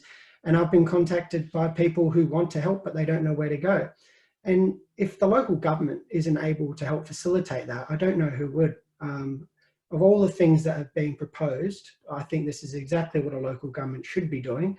And I don't know why we have any concerns with preparing or including it as part of the draft budget for the next financial year. I think removing this in terms of not having enough time to consider, whilst there's much more that needs to come before council, I don't think removing it from the consideration for the budget is the response to providing more time. I mean, if we have this included as a directive to staff for the preparation of the budget, that's actually providing more time. Removing this from consideration, from my understanding, is basically removing it altogether, and there isn't more time to understand it, because why would staff work on something that council's given them direction to not proceed with, or not investigate, or not develop? I think we need to give a directive here that we support the City of Canning, providing support to the vulnerable people within our community, identifying those people within the community, enabling those neighbourhood response teams to get out there and work in their respective communities. We're a very diverse local government compared to others, and each area is quite different. And so setting up those neighbourhood response teams is quite important. We need the funding, we need the staff. I mean, we've spoken about helping staff and keeping staff. Well, these are repurposed staff, and they're providing a service that needs to be conducted in this environment. I couldn't think of anything more important whilst people are struggling. I'd just like to finish off by saying thanks again to staff. I think this is a great framework to develop the budget, and I hope that the council can provide unanimous support towards it. Thanks. Thank you, Councillor Kunza. Anybody else like to speak? Councillor Ponaturai. Well, Councillor Ponaturai, you actually opened, you've already spoken. You actually put this motion. Well, I just called for anybody else to speak. Does anyone else want to speak before I invite Councillor Ponaturai to close it? Councillor Bain? And then I'll go to you, Councillor Barry. Councillor Bain. Thank you, Mr. Mayor. So I'd just like to confirm with the city in regard to that when it comes to council in consideration of its budget, we will then have the opportunity to make a decision on its funding. And two, in regard to the Connecting Canning's initiatives and those programs that it's putting forward, we'll also be briefed on those. Thank you. Director Adams. So the way that we develop our budgets is through a series of workshops with councillors. We've had one such workshop so far. There'll be a number of others before we come to a final decision on what's adopted in the budget.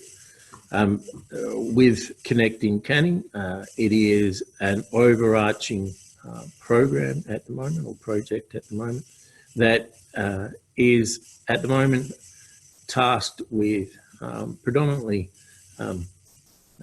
discovery, but also connecting people within the community. In discovering what the needs are and what the gaps are going forward, that will determine what programs are put in place under this banner of Connecting Canning going forward. So as I've said on a number of occasions, we're currently in the response phase. So a lot of what is being done is part of that response. As we move into the recovery phase, the types of services, the gaps that are becoming apparent in the community, the needs of the most vulnerable in the community will become more and more apparent. And so the intention is that as part of those budget workshops, we will put together an outline of how we see the program and the programs under that project rolling out over the next financial year, and council will have the opportunity at that stage to determine which of those programs they think is worthy of funding. Thank you, Councillor Bain, for the question. Just a question of my own, Director, if you don't mind. So we'll soon be voting on this. I just wanted to know what will be the effect of council not supporting 2 subsection I tonight. I mean, obviously there was to be work connecting vulnerable people to services. So what would be the impact of this? I know we can talk about it at future workshops, but from tomorrow morning, what happens from here on if we don't pick this up? So I guess there's a number of staff that are currently working on this project, and they're employed in various areas across the city, all with the imperative of getting great outcomes for the community of Canning. I guess there'd be a significant effect on the morale of those staff, thinking that what they're doing is not valued by council, and we'd have to rethink, I guess, how we were going to address some of the issues that are becoming apparent as COVID-19 impacts take hold, because a lot of those things were to be addressed under this overarching Connecting Canning framework. We have put together a number of resources for the community under this project, and we were continuing to do that. We continued to do that up until, I guess, council said that they no longer wanted us to do that.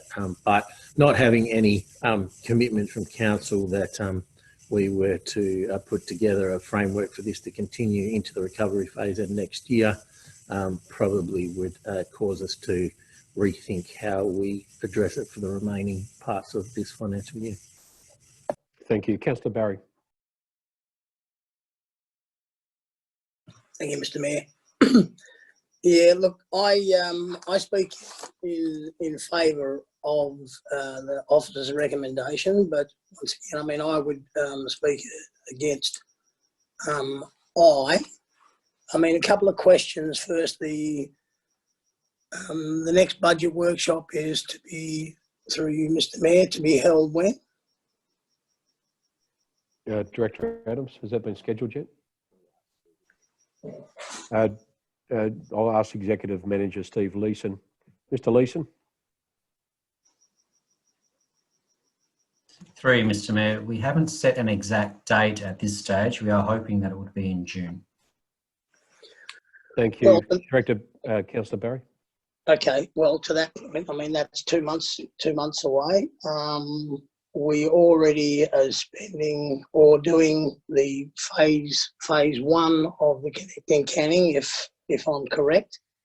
I would think that we could assess later in June what we have done and how we compare that to what we will do. I would assume that those people in planning, irrespective of what the vote is tonight, will still be working towards that phase two,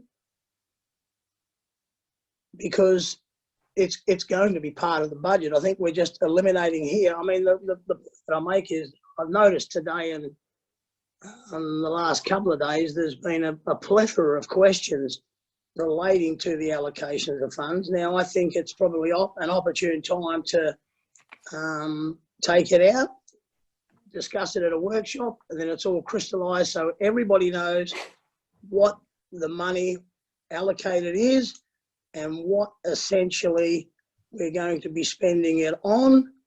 The fact that we talk about vulnerable people, that's fine, but I mean, we don't really know what the vulnerable people are. Are vulnerable people a sporting club, or are they a homeless person? These are the sort of things that we need to know what this money is being spending on. So I wholeheartedly agree with all the rest of it, but I mean, I struggle with 2I myself, so I will vote for the rest, but I will be voting against 2I. Thank you. Thank you, Councillor Barry. If nobody else wishes to speak, I'll go back to Councillor Ponaturai to close. Is there anyone else wish to speak? Councillor Ponaturai, I'll ask you to close then. Thank you. Thank you, Mr. Mayor. I've heard all my colleagues and yourself and Director CEO, everyone speak on this matter. Of course, we all, I had a number of questions regarding number of projects outstanding and what are the current projects in the council right now, and what the status and what are the projects we have for 21-22, how we can bring it forward and how we can create more local jobs and create better, happy society. Basically, what we want an outcome out of this, we wanted a happier and healthier society to create that. So that is one of the reasons people have elected us. I mean, the people of Canning. And I also respect, and I voted for it, Councillor Holland, and I hear Councillor Barry. The reason I am personally thinking why that is bothering them is because you're not able to see the clear scope and to put a dollar value. If there's a scope, there are 10 scopes is written, there's a Lanes Festival and there's a craft exhibition going to come in summer, so where we can display all these crafts work done during this COVID time. So we probably want to see something specific, like tangible, because we are not able to see. And I must say, one of the reasons why is bugging most, including myself in that part, we have been fairly disengaged from the council ourselves since the COVID time. So that's one of the reasons. As a human, we have no emotionally not able to get a grab of that. So even though we have taken the... would you allow me just to interject just for a moment, Councillor, just in relation to your right of reply, it needs to be restricted only to rebuttal. So, yeah. So you need to just rebut for those that perhaps spoke against it, or but to introduce new argument is not allowed. So we've only had, I think, a couple of councillors speak in relation against item 2.I. Everyone else has been in favour wholly of the rest of it. So your rebuttal, your right of reply is restricted to rebuttal. You just seem to be going off on a slight tangent. Can I just ask you to come back to rebuttal? And if there's no rebuttal to be made, I'll ask you to close. I'm Thank you. sorry, Mr. Mayor, I would like to correct that. I didn't go on a tangent at all. I'm just telling why is emotionally people are not still able to get the hang of the understanding of the point I, is just people have been disengaged. I'm sorry, I really feel that is very hurt. I'm sorry in front of all the councillors and mayors, I'm just telling you, I'm not that stupid. I've actually put a lot of work in it to understand the projects where the money is getting spent. So that is why I'm trying to explain to even my colleagues, that is because we are not able to see the scope. That is why it's bothering them.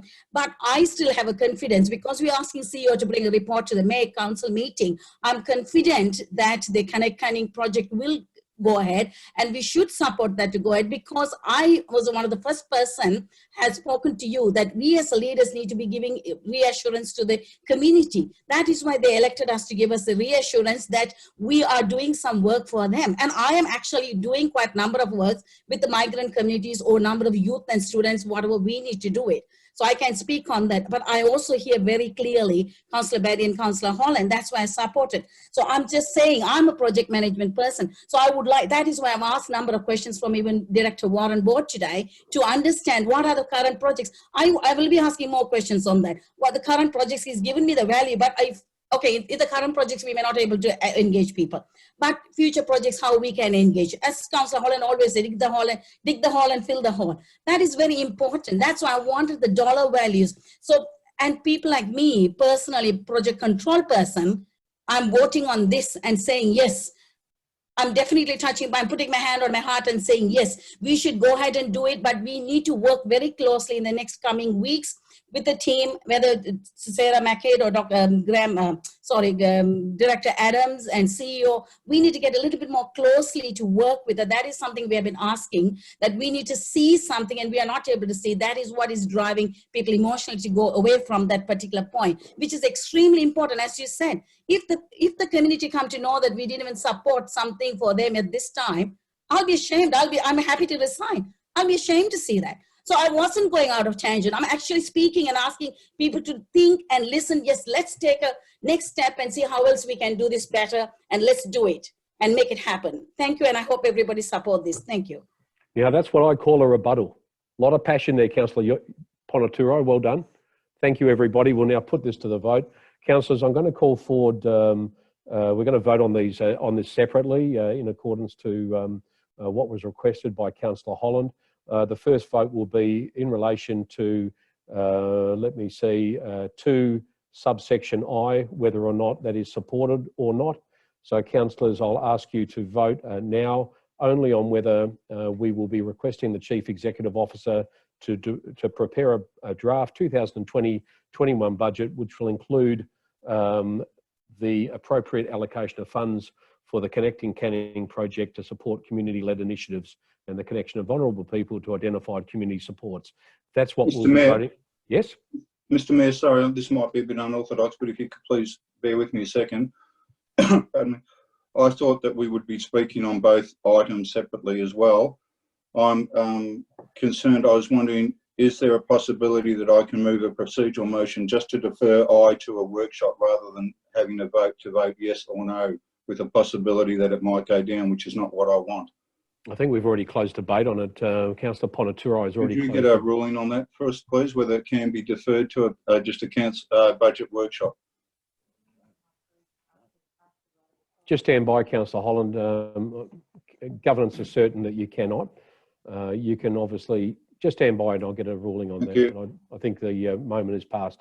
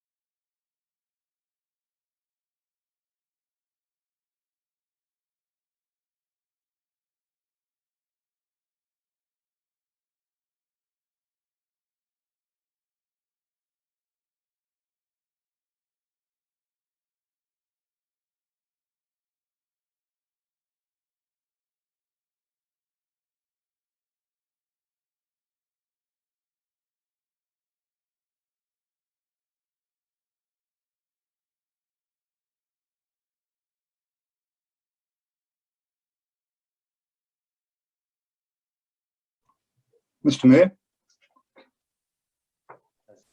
Yes, Councillor Holland. overrule me if you wish, of course, it's your chamber. No, that's all right. I'm Thi- happy to talk. What would you like to say? This is, I thought this is a way that we can resolve this. There's been a lot of talk, obviously, that people have got some questions. I think this is a way that we can go forward with, which will assist everybody. I think it's a good compromise, and I think you have got the power to make a ruling anyway on this.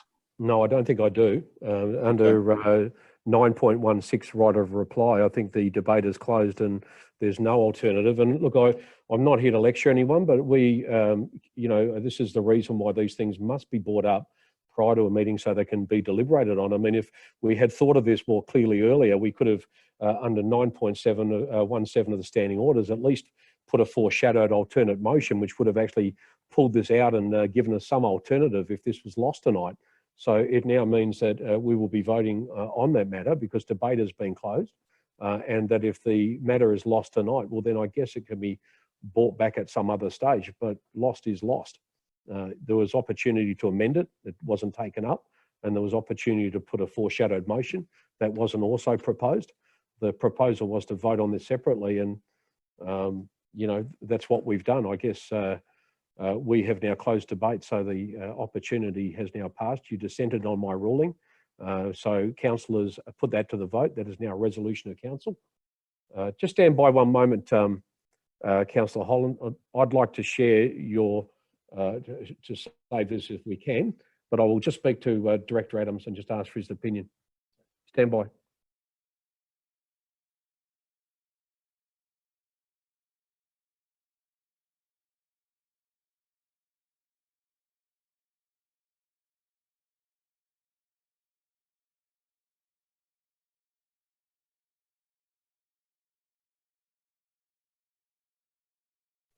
Can I just, I'm just going to get Director Adams to put his microphone on.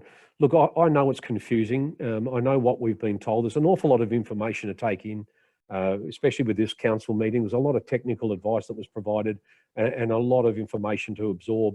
But the information from the Director, and I'll get him to actually paraphrase, is that Councillor Holland, the result of us supporting this tonight was always going to be the case that this will go to a workshop. It's not set in stone. That was the whole point of this. So, but I'll get the Director just to clarify. I think that's the case. Director Adams? Yes, Mr Mayor. The intent was that anything that is going to go into the budget will go to a workshop anyway. So if it is voted upon and voted through, it will still go to a workshop for council to make decisions on, or council to give guidance on what they want to see in the budget in relation to connecting Canning. So even if it is voted through, it was going to go to a workshop anyway. Councillor Holland, so there's not much we can do at the moment. We can't amend it. We can't put a foreshadowed motion. Debate is closed. We now have to vote on it. But if council does support this tonight, all it means is it'll be going to a workshop anyway. That's what's actually happening. And then obviously into the budget deliberations. I don't mean to add to the debate, but that's my understanding and that's what's been clarified here. Our support tonight basically puts all of this through to a workshop. Councillor Holland, did you have anything else you would like to say on that? Thank you for the opportunity of that, Mr Mayor. I'm happy. I feel a little bit more reassured that it's going to a budget workshop because it wasn't said in the opposite recommendation anywhere. And I'm also happy that we could vote on this separately. But yeah, thanks for giving me the opportunity to talk out of the sequence and all that and consider my thoughts there. Do you know what, Lindsay, Councillor Holland, the whole idea of this is that we have an open and fair debate about things. You know, whilst we can be sticklers for the standing orders, at the end of the day, we're here to try and eke out the best possible outcomes for the community. So we have to put down, you know, put down the standing orders at times and actually just have a frank and full conversation. I'm happy always to do that. So I'm very pleased that you have some assurance around that. I still will move that we will vote on that first. And you seem assured now that you're comfortable with it. Thank you very much, Councillor Ponaturai, for your closure. And councillors, I will now put this to the vote. This is only in relation to 2 subsection I, for council to support that going through as part of our budget deliberations and the draft budget to be later prepared by our CEO. Councillors, I'll ask you to vote on that.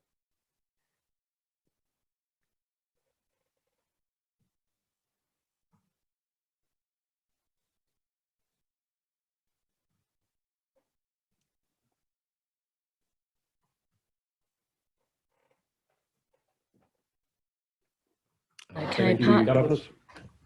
Part 2I of substantive motion as amended item CC 015-20 has been carried unanimously, 11 in favour. Thank you very much, councillors. We will now vote on the remainder of the recommendation, which is, of course, everything that you have in front of you, save for item 2, subsection I, which has just been carried. So, councillors, I will now put that to the vote.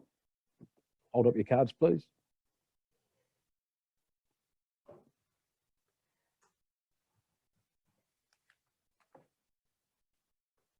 Just stand by just for one moment. Thank you, Governance.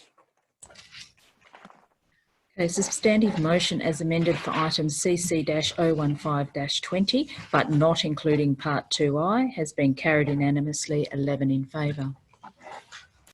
Thank you very much, councillors, for the debate. We'll now move on to item CC-016 of 20. The responsible officer again is Director Adams. The title of that item is Budget Review as of the 31st of March 2020. And I understand the recommendation is on page 24 of the published agenda. The officer's recommendation you all have. Can I have a mover for that, please? Councillor Holland, thank you. And a seconder?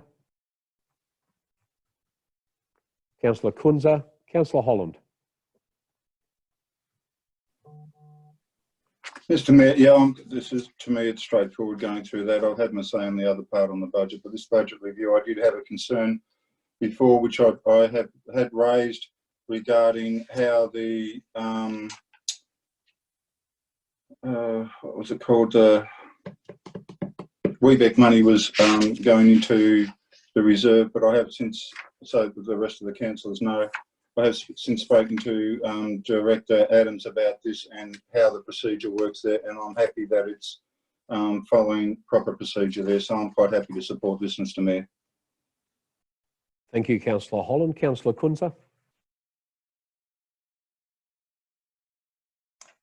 I've got nothing to add, Mr. Mayor. Thank you, councillors. Anyone wishing to speak against this item? Thank you, councillors. We'll put it to the vote. I'll ask you just to raise your cards on the recommendation CC 01620. Thank you, councillors. Councillor Kunza. Thank you. Councillor Ponaturo, I just can't see your card. Thank you very much. Thank you. Governance. Motion CC-016-20 has been carried by an absolute majority with 11 in favour. Thank you, councillors. We'll move on now to notice of motion. It's, the item is NOM 004 of 20, the establishment of a COVID-19 recovery coordination group. The notice of motion is on page 37. The recommendation is on page 37 of the agenda and is on the screen. Councillors, just before we get started on that, I just wanted to say that and just bear with me, item 2 of the recommendation asks for the council to actually nominate and support a third member of the council joining the the COVID-19 recovery coordination group. And I've discussed this with the CEO and with no other option at the moment to probably start with a sounds off. I think everyone can hear me. Can everyone hear me? Just raise your hand. So we just had a slight glitch there. Councillors, what we'll do is we've spoken at length about this item today, and what we're going to do is actually start with that nomination process as we would for a normal council meeting. We will invite councillors to nominate for that COVID-19 recovery coordination group as per item 2 on the recommendation. And then what we will do is we will then be able to populate that space in item 2 and then adopt the recommendation as it appears with the names of all 3 of the councillors on that group, and then it will be adopted. So councillors, I'm just going to read what I've got prepared here for me. Part 2 of the notice of motion 004 of 20 requires a nomination of a councillor. This nomination will be dealt with prior to dealing with the notice of motion for the reasons as I've just outlined. If more than one nomination is received, a ballot via a show of hands shall determine the successful nomination on a first past the post basis. In the event of 2 tied votes for any position, the tied nominees will be drawn from a receptacle, and we have those here, and the person drawn as a successful nominee will be declared. And councillors, I now wish to call for any nominations, if there are any, for the Local Recovery Coordination Group. I will be the chairperson of the group, and the Deputy Mayor will be the Deputy Chair, and we have a space there for one councillor. Councillors, is there anyone else that would like to join myself and the Deputy Mayor on the COVID-19 Recovery Coordination Group? It's optional. Councillor Holland, have you got a question, or would you like to put your name up? No, I don't want to put my name up. I want to nominate someone. Am I allowed to do that, or are we just asking people to nominate themselves? Well, we'll ask them to nominate themselves, but I've got no issue if you wanted to nominate someone. I was going to nominate Councillor Ponaturo. Okay, Councillor Ponaturo, are you accepting of that nomination? Thank you, Councillor Holland. Yes, I'll appreciate that. Yep, I'd like to be a part of the group. Okay, are there any other nominations for the committee?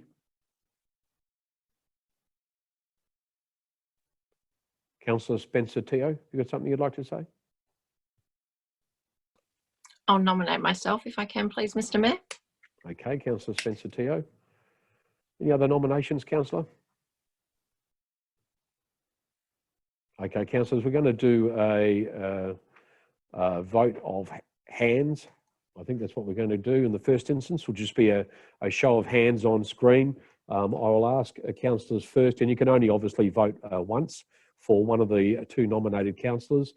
Thank you very much to both of you for actually nominating to be on the Local Recovery Coordination Group. Can I get a show of hands, please, for Councillor Ponaturo in the first instance? She was the first nominated. That is, I'll get governance just to confirm, but I think that is enough. Can I just get a count?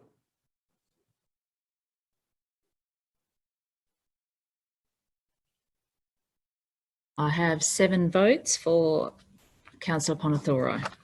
And that's enough. Congratulations, Councillor Ponaturo, and thank you.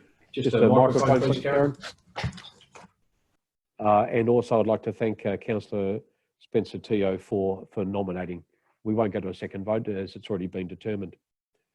Councillors, that being the case, Councillor Ponaturo's name will be placed into item 2 of the notice of motion. The recommendation is on the screen in front of you, and I have Councillor Deputy Mayor Jessie Jacobs is the mover of that motion. I will be the seconder for that motion, and I'll invite Deputy Mayor Jessie Jacobs to speak to the motion. Deputy Mayor? Is it possible to foreshadow opening up a little amendment to point 2 to add an extra councillor? So in effect, we could get the councillor who wants to be on there. I don't think it's that important that if she really wants to be on there, miss out. Is that possible that we could add in her name with a slight amendment, Mr. Mayor? Thank you. I don't have any issue with it as long as there's no government issues. We did only have 2 councillors nominated. It seems a shame that one of them should miss out. But Director Adams, do you perceive any real issues in allowing both of the nominated councillors to join the group? My understanding is the group will be made up of people from a broad range of other agencies. And can I ask for your opinion, please? Other than the fact that the Recovery Coordination Group is part of the local recovery arrangements and have been signed off by the local emergency management committee and the state emergency management committee, and we did say that there would be a nominated councillor, but as you've pointed out, there is potential for a number of people to be involved in the recovery coordination group from particular agencies. It could be a fairly large group, and that would probably be the only concern is that there would be a number of people from the City of Canning on that group when there also should be a broader range of people on that group, but that would probably be the only concern. Look, I think the basis of this recommendation, the basis of the nomination by the Deputy Mayor was that we would really like to see greater involvement from the Council in relation to our recovery coordination as this crisis moves on. So I would support, considering the fact that out of the Council we only did have 2 nominations, I think it would be a shame that both of them, we've done this before, we've allowed both to go through. Deputy Mayor, I think that amendment can be put. I think it's only a minor amendment. I don't really think. Just stand by just for a moment. I've got Director Adams has pulled his earphone out. Just 1 second. I'll just speak to him.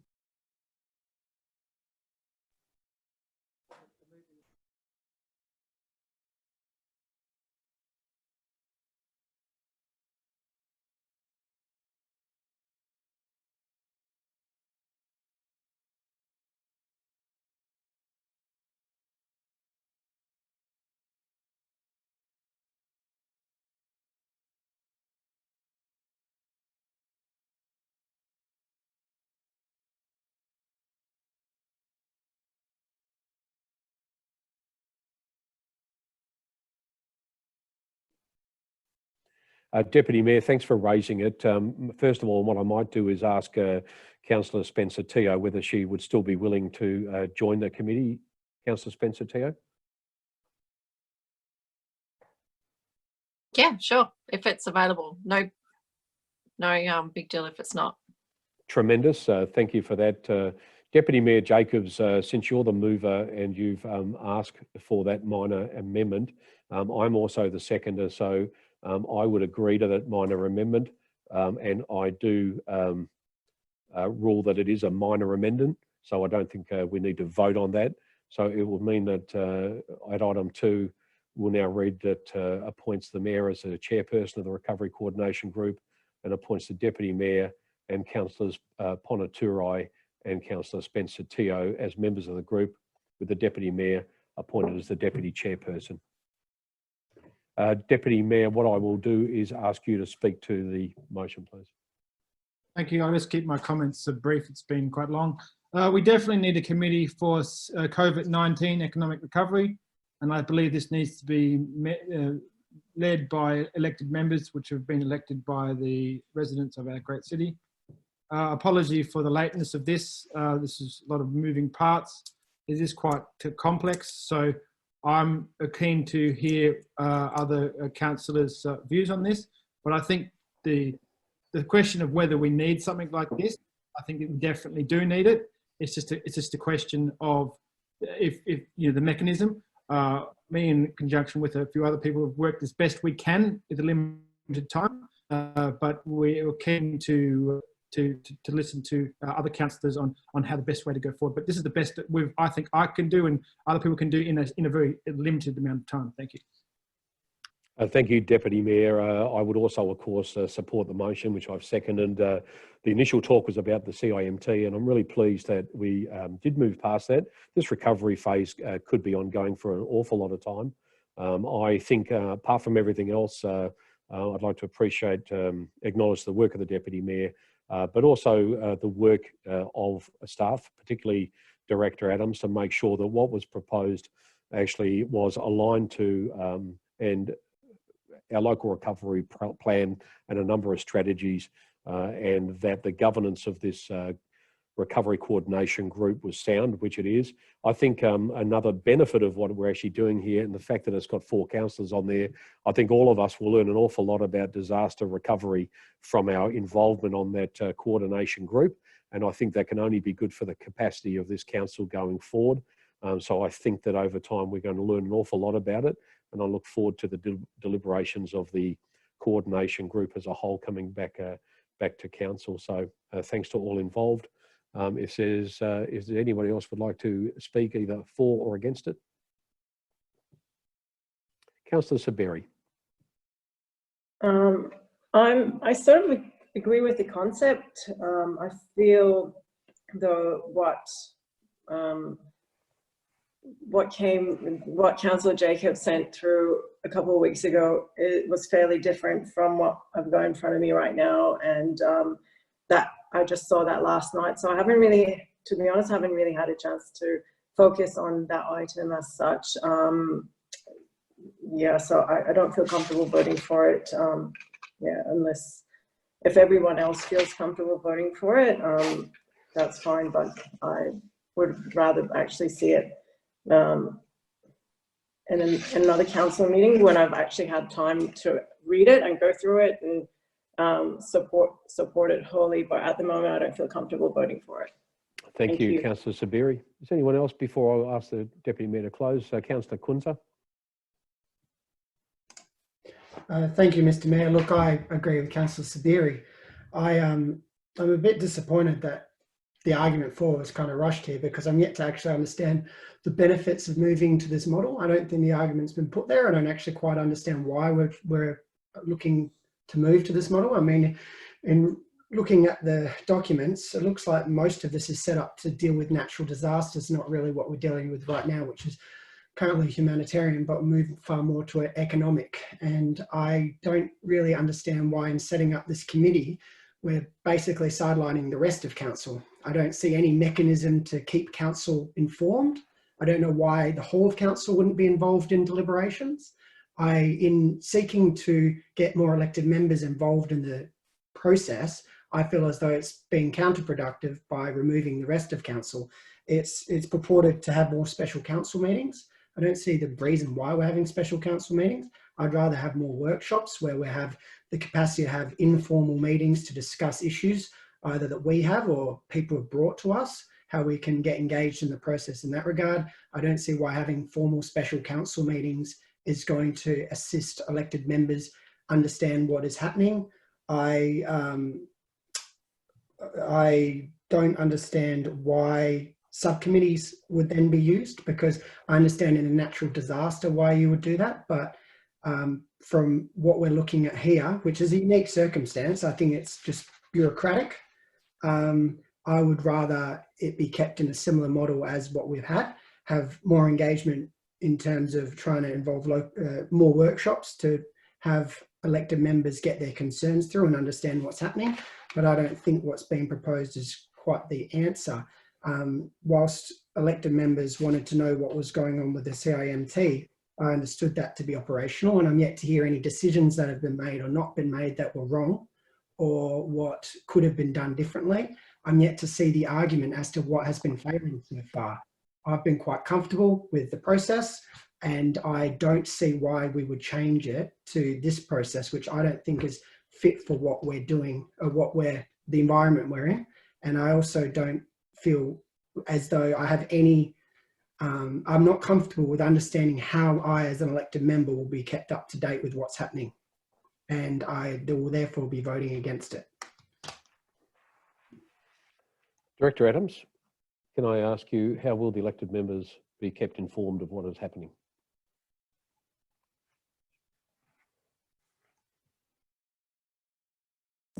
So as we do now, there's updates that are sent to elected members on a regular basis. I think the CEO's been sending those updates on a almost daily basis initially, and now on a less frequent basis. But as decisions would be made or as issues arise, then a similar process would be used.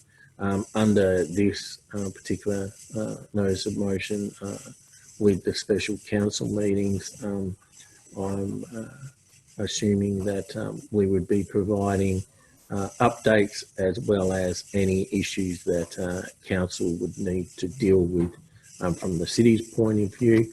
bearing in mind that this group isn't all about what the city does. This group is a recovery coordination group that is potentially made up of a number of people from different agencies who will be dealing with particular recovery issues, and most specifically in the social environment space, being the welfare and well-being of the community, and the economic space being obviously business recovery and recovery of the economic environment. So there will need to be some subcommittees set up. This is the way that this notice of motion is structured. It does align somewhat with the local emergency management arrangements that were adopted by Council in 2018.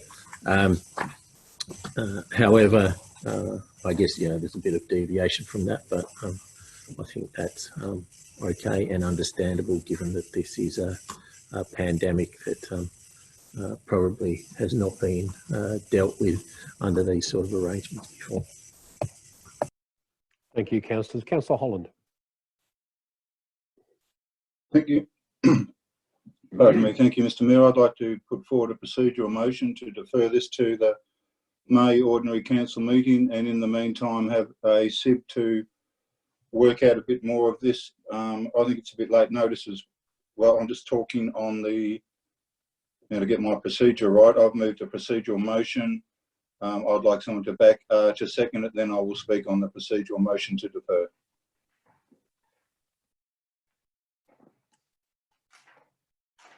I think your procedural motion is what you've stated. You've actually given us a date. You want it deferred to the May meeting, which is our next meeting. I think that that's all is required.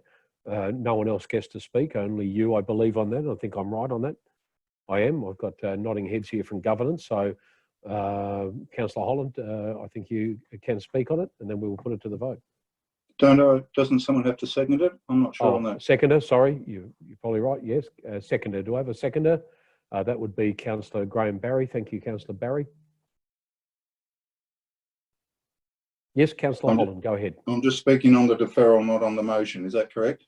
No, that's right. Just reasons for deferring it. Yep. So when it comes back in, then I'll have the opportunity to speak on the motion itself.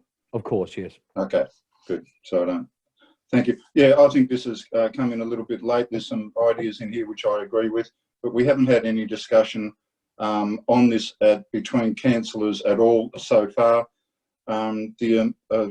Director Adams mentioned the emergency policy, or not exact terms that he used. That is certainly something to consider, but that was the emergency policy, or excuse me, for whatever it's called, was not actually designed for a pandemic or a situation like this. It was more designed for, natural disasters, maybe earthquakes or floods or fires or something like that, I would think. So I think we do need to have a bit more of a discussion with this. This is very important. I think the basics are good, but I think everybody needs to have a bit of an input in here, rather than, I know Councillor Saberi brought it up before that she thought it was a bit late and she's not too sure about it, therefore she was going to probably vote against it. Correct me if I'm wrong, Councillor Saberi, but I think it's worthwhile discussing rather than voting against it completely. So I would suggest I would put it that we defer to the May meeting, but we have a SIB in the meantime where this can be discussed and worked out, and then come back when everybody's a full book, for want of a better expression, on this. So that'll do for that, Mr. Mayor. Thank you. Thank you. I've just noted. Oh, Councillor Saberi, you're back. I just saw you disappear for a brief second. Councillors, that being said, it's a procedural motion. We need to now put it to the vote. If you vote with your green card, it means that you agree to defer this item until the May meeting in a few weeks' time. Will be brought back, and a red will be that you disagree with deferring it. I'll get you to cast your votes, please, councillors.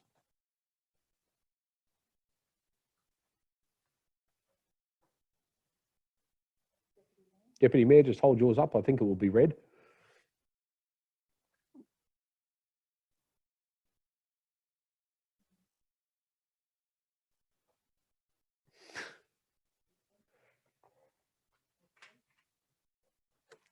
Thank you, governance. The vote on the procedural motion to defer item nom 004-20 to the May OCM has been carried. 8 in favour, 3 against. Those against is Mayor Hall, Deputy Mayor and Councillor Porter. Thank you, councillors. The procedural motion to adjourn this item to the May meeting has been carried. Thank you, councillors. It will now be considered and put on the item for that meeting in May. Councillors, thank you for your attendance tonight. We have no further items to consider.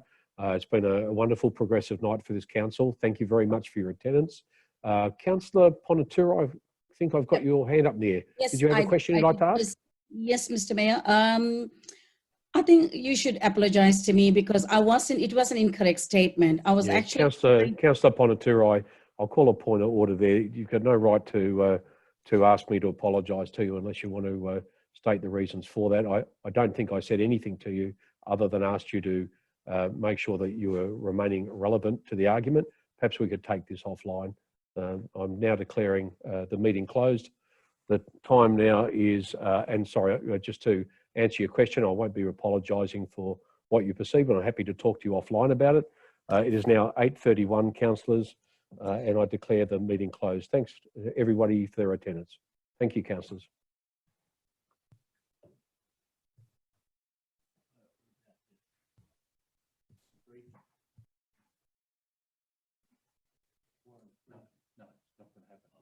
Tuesday.